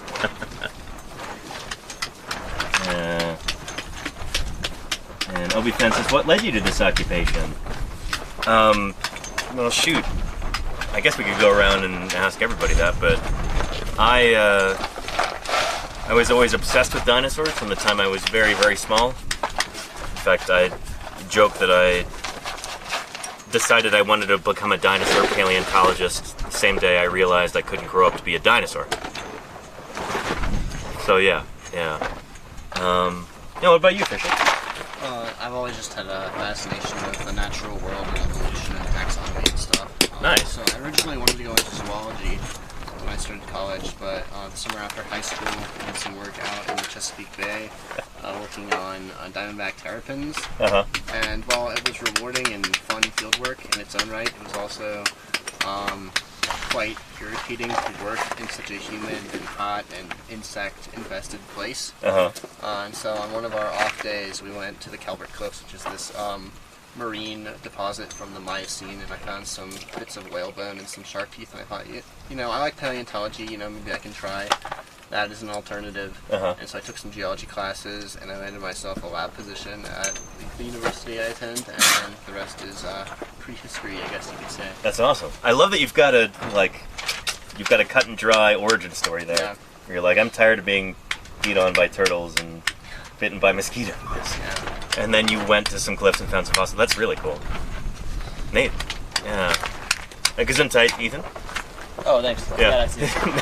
No, sorry, I was All delayed there. What's your origin story in paleo? I probably asked you this already on stream 3 times, but I just kind of always liked dinosaurs, and then was fortunate enough to live in a state where you've got the most dinosaurs. it's made out of dinosaurs. Yeah. Rippling with dinosaurs.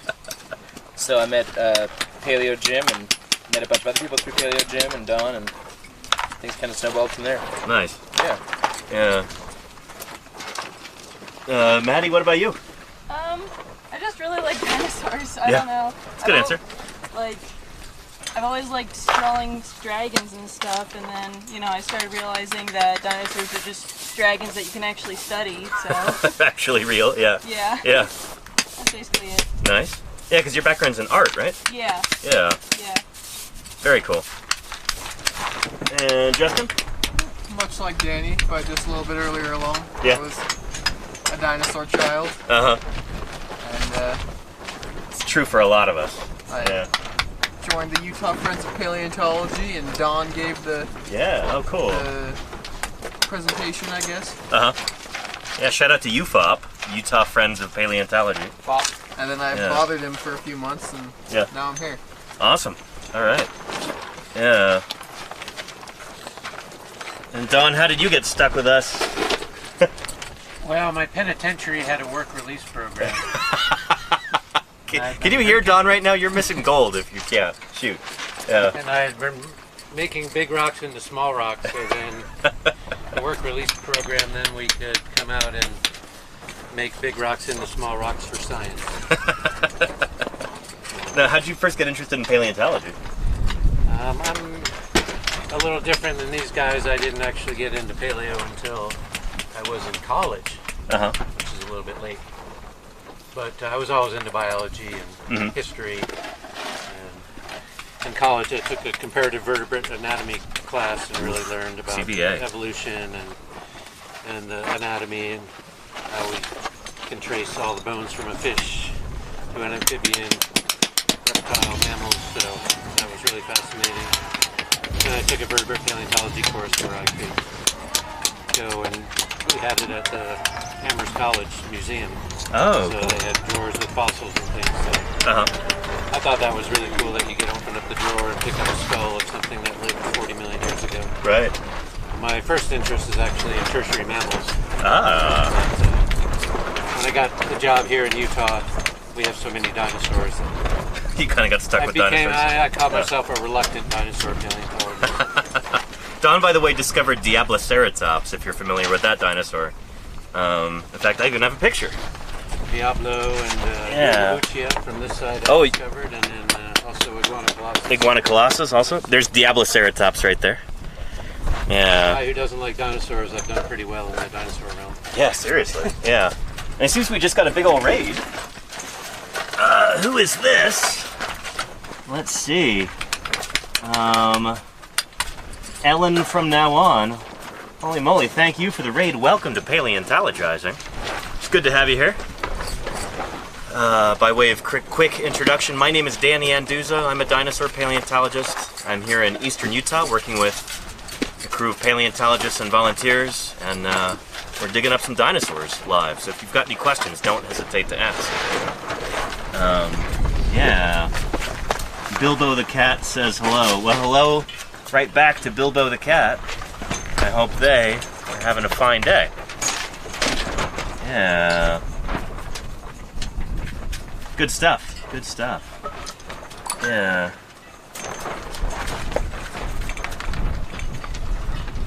Yeah. How did your stream go there, Ellen? Yeah. And I'm Ali OK says, are the dinosaurs easier to find on the surface? I mean, that's where we find dinosaurs in the first place, is you find, you know, bedrock that's exposed on the surface with bits of bone that are eroding out, and then you dig down, and hopefully there's more in there. So that's exactly what this quarry represents. Whoever first found this site in the first place, who would that have been, Don? Who would have found this site in the first place?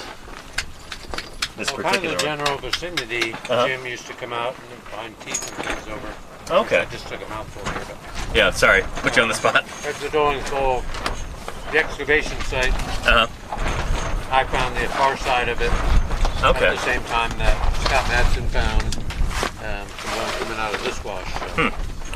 So it's essentially Scott and I Okay. simultaneously finding it. Just finding stuff on the surface, yeah. Sides, Cool. And so we've dug down probably 3 or 4 feet, something like that over the years. I say we. I guess that's as a group. That's Don and Jim and Ethan. And I worked here last summer too. Fisher's been here for the past 3 summers now. No, this is my third summer. Yeah, so including this summer, 3 summers.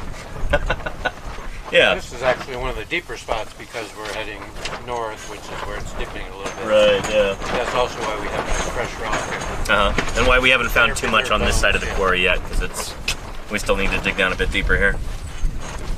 But yeah. On the south edge of the Uinta Basin. Thank you, Jim. Yeah. Very cool. It's going to be really nice when Jim's here in person to help answer some of these questions and enthuse. Yeah.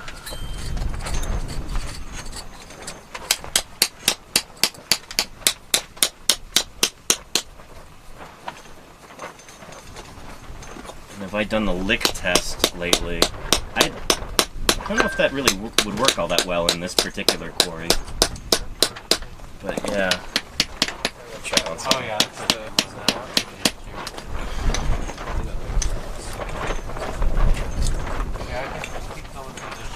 Chilari says, what's the best kind of dinosaur? This one. One that's just being dug up. That's the best kind. That's what I'll say. Yeah. And this is mudstone, do that. Mudstone.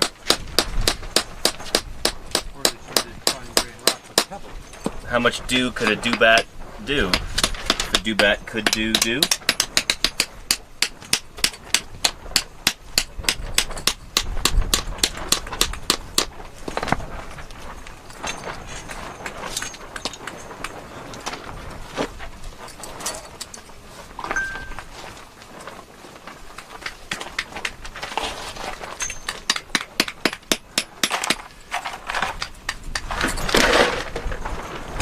Oh, thanks for emptying that bucket, Ethan. Oh yeah. Let me know if I can help at all with the measurements or whatever. Thanks. Yeah, I think we're all good. Thanks, Okay. Phil. I'll tap you in if necessary. Cool.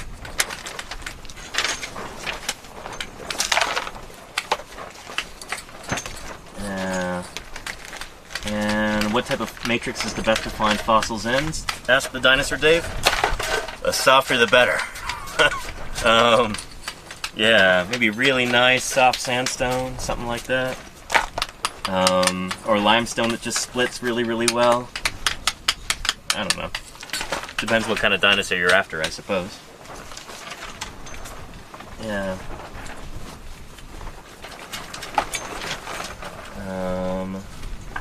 Oh, and Farning says, read a book from Steve Brusati last year, which got me into dinosaurs again. Nice discovering this channel today. Well, welcome, Farning. That's Rise and Fall of the Dinosaurs, right? It's been all over the place lately. Seems to be a pretty popular book. I'm glad it got you back into one of the coolest sciences. The coolest science, if you ask me. But yeah.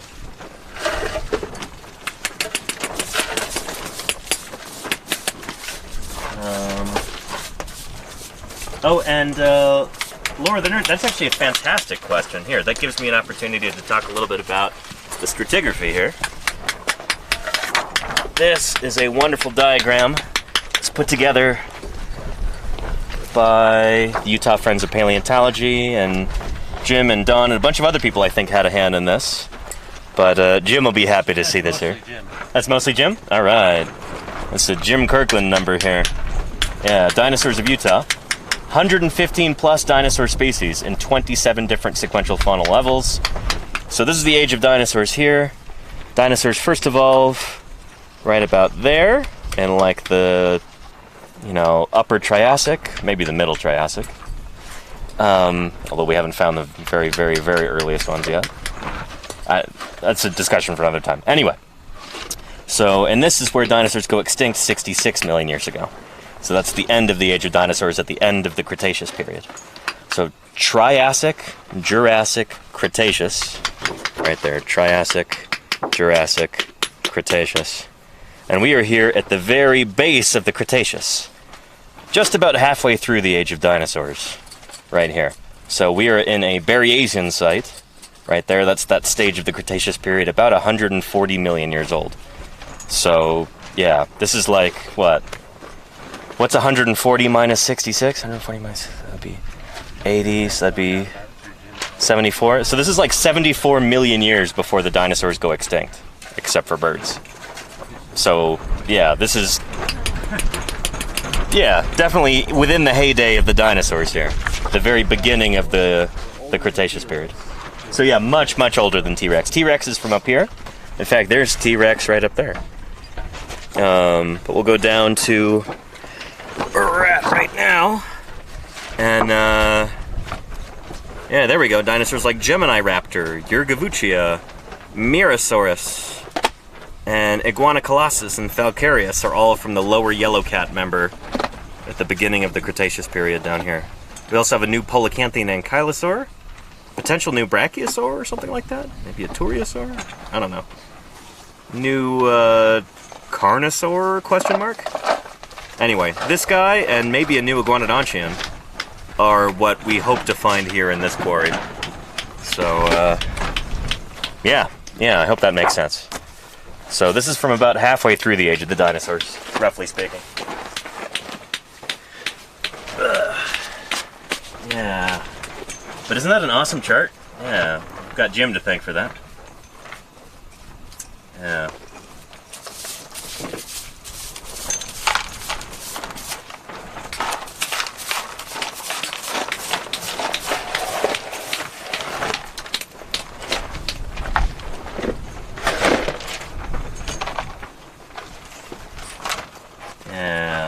A couple of million years after the terminal Jurassic extinction. This is the recovery zone. There you go, Jim. Yeah. Awesome. Dr. Irrefutable, thank you for the 3 months of support. Appreciate it. Yeah.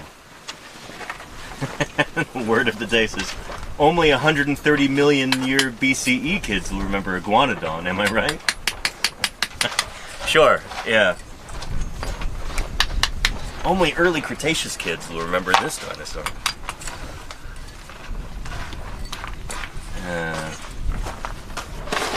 And Ragged World, welcome to you. How you doing?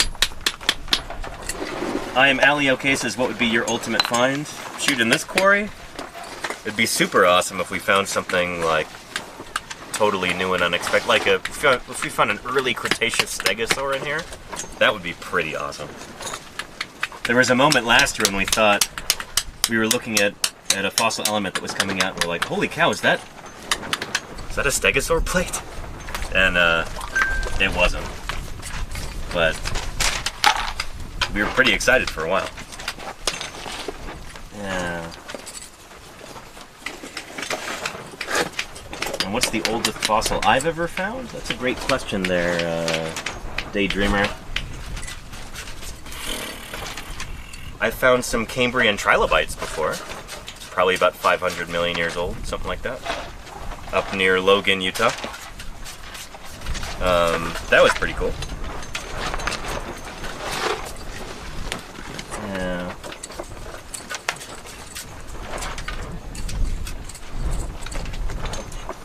And I'm glad you're having a good time, Dev RLP. It's great to have you here. Thanks for the kind words.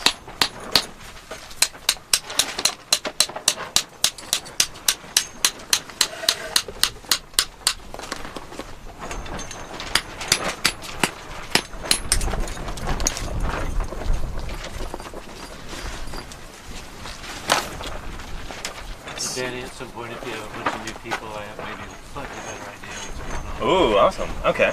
Thank you, Don. We'll definitely do that before we wrap up, I think.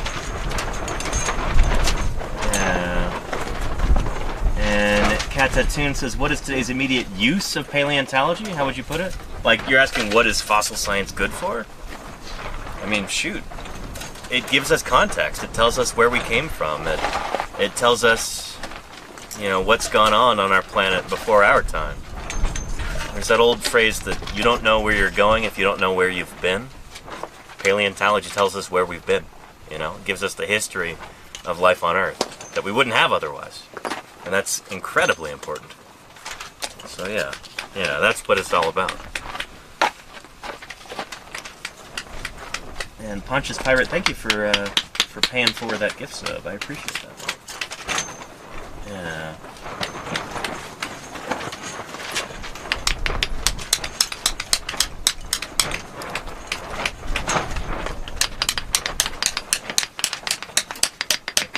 this thing turn into a bone?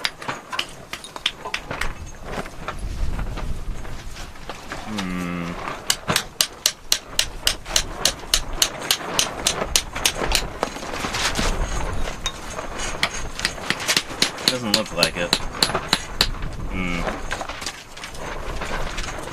Yeah.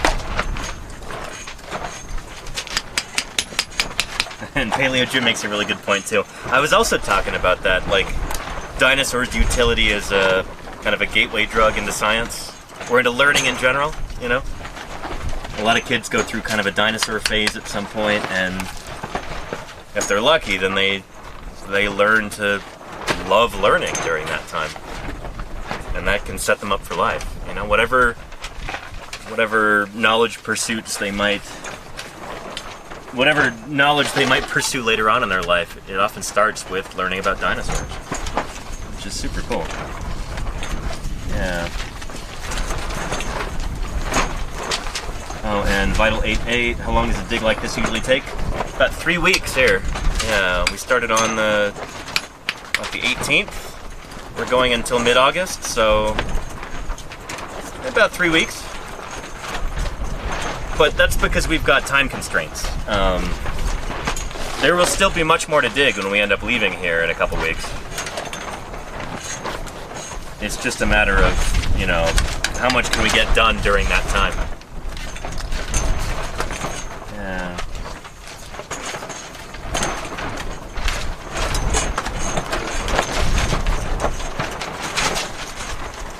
What's your last name, Maddie? I don't want to say it on screen. Okay, I just need to fill out this form if you want to write it. Yeah.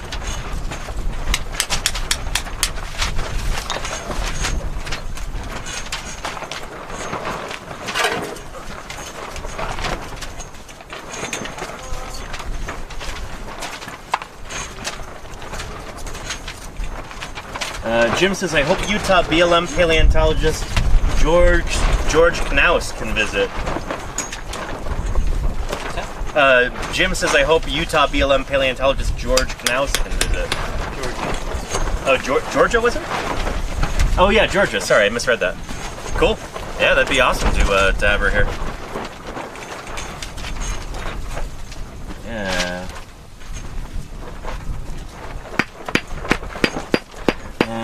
Naclus is, besides the obvious feathers we now know of, and talons and claws, what would you say is the next most dinosaur-like feature in the design of birds?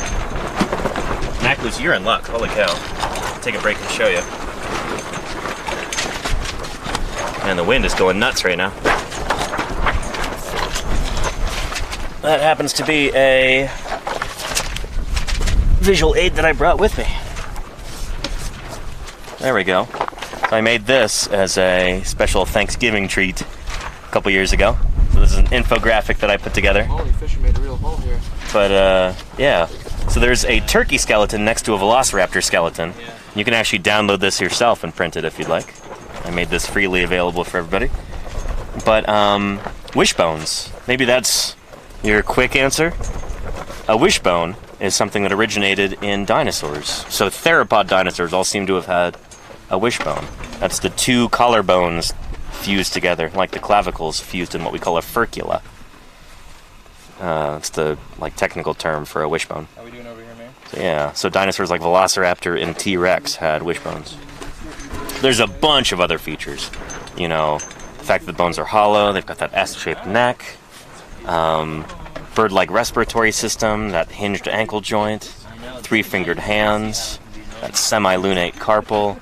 The closer you get to birds on the dinosaur family tree, the more and more of these features they have, until they're just straight up birds. So, yeah, birds are a kind of dinosaur for anybody who's... I'm sure at least one person watching right now was unaware of that fact until right now, so hopefully I just blew your mind in a good way. Birds are living dinosaurs. So strictly speaking, dinosaurs never went completely extinct. There's like over 9,000 species of living dinosaurs today. We call them birds. So yeah. How many living species of dinosaur, Fisher? What, 9,000 is what you just said? What, 9,000? Yeah. I'm not. I was making a joke. I was doing a reference thing. I wasn't trying to put you on the spot. I'm sorry. I've heard estimates as high as 15. 15 species of bird? 15.0, yeah. Wow. I usually hear 10 to 15,000. Like, it's quite a range. Yeah. I don't know if that's true, but I think that's probably like a lumpers versus splitters thing, Maybe, or yeah. who knows? I don't know. maybe. Yeah. Somebody was asking you about the measurements you're taking here. Do you want to talk about that for a second? Sure, yeah. So we basically Here. record. We have like a Cartesian plane in the quarry, and so we have all these nails that have. There's a 0 point, 0.0 somewhere, 0 north, 0 east, and then every meter we put in another nail that is 1 east or 1 north, and it's sort of this big grid system we have, so that we can lay down these rulers in the quarry and measure how the bones are positioned relative to each other. So that by the end of it, when we have all the bones collected that we've gotten from here, we'll have this huge map that shows where every single individual bone that we got was in exact position relative to every other bone. And that can tell us stuff about potentially how many individuals there were, or if a bunch of bones from one spot pertain to one individual or multiple, and all sorts of things. Or maybe how the bones got here and how they were damaged or deposited or that kind of thing. So there's a lot of information that you could potentially derive from measuring the bones relative to each other. Right. It's also cool because it makes it feels good to look sciencey. You know? It does. Yeah. It's part of scientific collection too. Is you got to collect good data, and especially when you work on BLM land, you got to make sure that you're collecting as much data as you can. So yeah, over there, those clipboards, those various bits of information recorded on that. Yeah, like each individual bone will be mapped onto the map, and it'll also be recorded on there too. What do you call that? That's not a Log? just a log. Okay. Inventory? Yeah. Maybe? Yeah. Captain's log. Day 8. Yeah, earlier Don was talking about how at this site it seems like, man, are ants biting me on the back of the leg? What's going on? I'll be getting bites from something. Yeah, shoot. Yeah, it looks like a bunch of these bones are kind of scattered around, may have been trampled. So we've got that sauropod dinosaur from right over there, Mierosaurus. It's from right here, like right over there. It's I think the only specimen of Mierosaurus ever, well, the type specimen at least. I don't know if there have been more found elsewhere. I think there's a couple individuals from this quarry, but that's From this quarry? Okay. But anyway, those may have been walking around and just stepping on these bones that were buried underneath. And so, yeah, by logging the bones and by mapping them out onto the map, you can get a better idea of, like, what the depositional environment was like. Did they get carried here by a river, or did these animals get stuck in the mud, and did they get stepped on by a sauropod? What was going on here? When you actually map everything out, that gives you enough information where you could start to figure out what that situation was. So, yeah. Yeah. Very nice. Got the grid right there. Beautiful. So I hope that answers your question. Thank you, Ethan. Man, ants everywhere. ants in my shorts. It's almost like we're in their home. Yeah.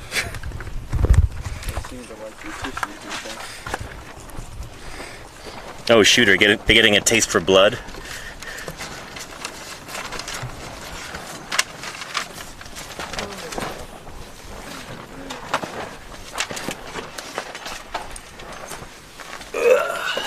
Yeah.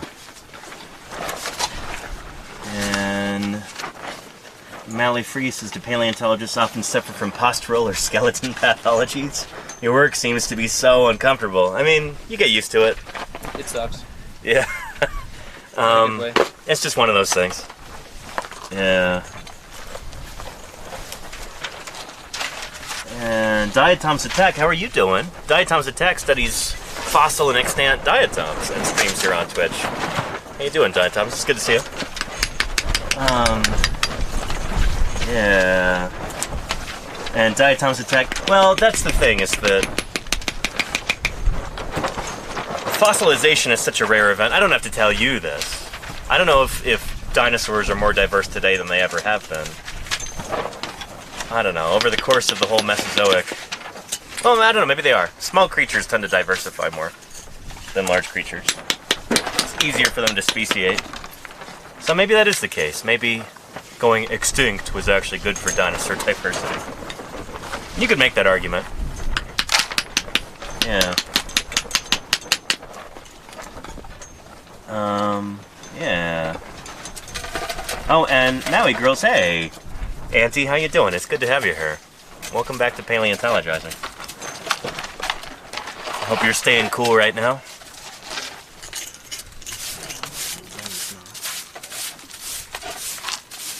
Yeah. Mangort says because they have faster generations. Yeah, the smaller creatures tend to reproduce more quickly. They have more generations in a shorter amount of time, so they can evolve pretty quickly. They need often smaller territories, so you can have more species within a smaller range. Yeah, you can have creatures that specialize on like only eating a certain species of plant or something like that, which, you know, if elephants were to try that, it wouldn't go very well for them, you know?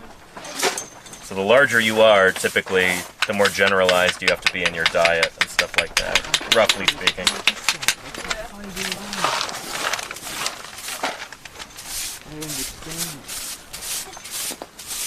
You're too successful. Yeah, R selected. Yeah, there you go, Diatoma's attack. Yeah, reproductive modes can also affect that. R versus K selection.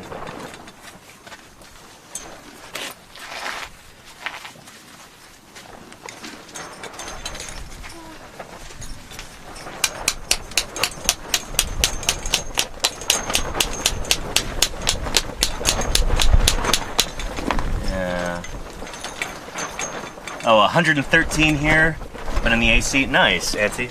Let's see what it is here. And then maybe we'll ask Don to show us around what he's got going on over there. Yeah, then we'll probably start Cool. wrapping it up. Yeah, I see it's almost 5. Alright, and our current temperature here, 100 in the shade. Oh, that's not bad. Yeah, it's dropped considerably. There you go. Not too shabby. Yeah, just a few degrees warmer than body temperature.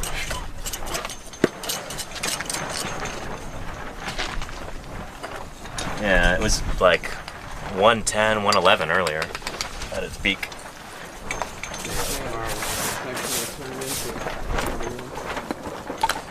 Yeah, and no, it's not Celsius. It's probably like 38 Celsius, Daydreamer, something like that. Yeah, we'll mess with that in the morning. 100 Celsius would be boiling.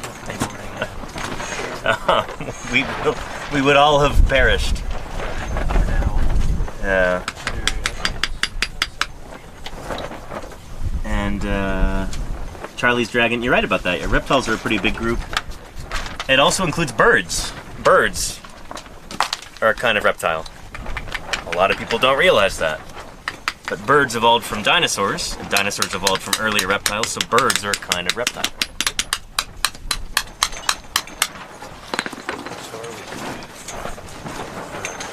Is that a bone there? Right here? I've been looking at it, and I'm not sure it is, but I've been being real careful around it. Yeah. What do you think, Don?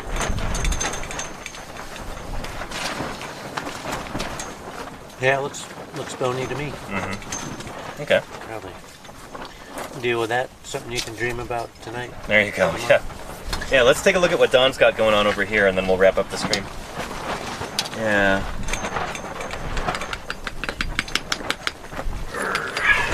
That orange color.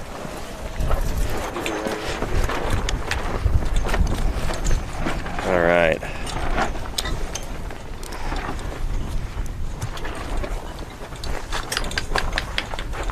Okay, Monsieur Don. For anybody who wanted to see some real bones sticking out over here, there you go. This is the exciting stuff. Hopefully we'll have some of this over there in the next few days.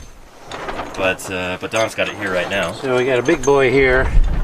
Unfortunately, I think it's just the shaft of a large bone, maybe something like a femur or something. Uh-huh. And at first we had this. I was thinking maybe it was an ilium. But this would be the acetabulum here. That would be the blade-like part. But here you can see it's rounding over. Uh-huh. And there really is an edge here.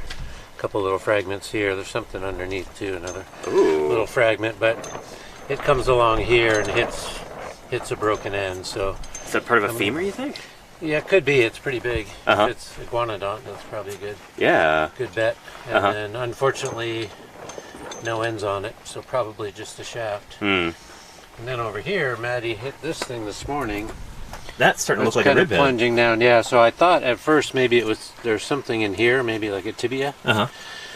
It comes along to here. Yeah. So I thought maybe they were going to hook up, but then once I did more here, I can see this looks more like a rib, like the head portion of the rib. This Yeah, yeah. ends here. So I think the rib is just sitting on top of. Gotcha. And I'm thinking once we work this down, this kind of looks probably like a tibia. Uh-huh. And so it's potentially, it was somewhat of an associated hind limb. But Interesting. it certainly Okay. looks like, this is plunging down. Uh-huh. We have found quite a few rib fragments all through here. Right, yeah. So that again, the trampling thing might make some sense. Uh-huh. The ribs are getting broken up, but Sure. I think this guy could turn into something decent. Yeah. And then you can see, now the unfortunate thing is I'm running into the wall. Yeah, I gotta And dig we that have- away now. And then, to take these out, we're going to pedestal them, so we have to get around them. So So in order to actually excavate these, we've got to make it so that these are the highest point around. Got to dig all around them to be able to put a jacket on top. Tomorrow, hopefully, I can get more of this cleared out of here. Right. Start getting around these guys. So Can you tell us just a little bit about the depositional environment here too? Because new viewers have trickled in. and- right. So Yeah. there's a number of lines of evidence that we think this was probably a swampy area. Uh-huh. We know we have some artesian springs out in that direction. Oh, cool. We have some spring mounds with some, essentially it's peat that's been silicified, so it's nice looking agate now. We also find a lot of horizontal roots. Mm-hmm. So But this If temp it's a- scale like we were talking about? Yeah. if it's a dry area, you have to send your roots vertically to get down to water, but Uh-huh. if you live in a wet area, watery area, you can just send your roots out horizontally. Yeah. We have found little minnow bones. The fact that a lot of the bones have kind of rotted ends makes us think that it was a swampy environment. Kind of waterlogged, We yeah. have the Mirasaurus, the sauropod that we Uh-huh. excavated from just over there in the wash, where we got almost a complete disarticulated skeleton of mostly one individual. We actually found a hind limb that was plunging down into so similar to this, where it was not just horizontal, but was actually at an angle. Uh-huh. So we had a lower leg, tibia and fibula, All stuck together. stuck together with the whole Uh-huh. articulated foot sticking into the mud. So we're pretty sure that guy got mired. Oof. So another line of evidence that it was a muddy environment. So Pretty cool. and then if you think about those animals walking around through a swampy environment, these bones would have been underneath that level where that got mired. So Right. there was animals trampling. Uh-huh. So that's why we get all these little bits of bone and little broken up ribs and things Right. like that.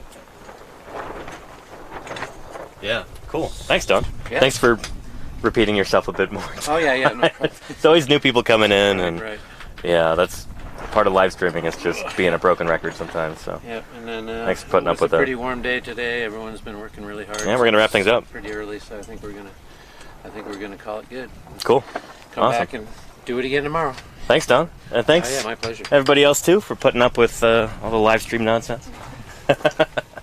Let's go ahead and let me grab my sun helmet, and we'll find somebody to raid. I'll grab my phone too.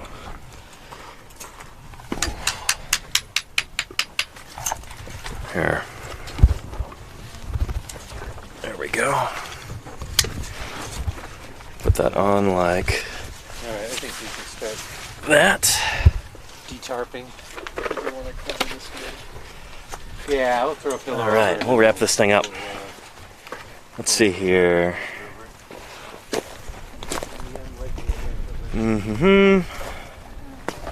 Yeah. Jim says, losing my family to Barbie. What do you mean? Are they all watching the movie right now, Jim? Nice. Well, everybody, thanks for watching. Let's find somebody to raid real quick. We'll see if we can continue the science this afternoon, if we've got any other science people to raid.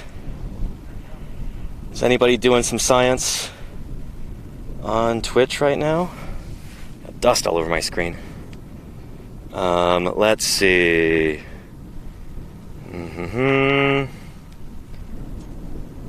Turtles and Chill, California Burbs.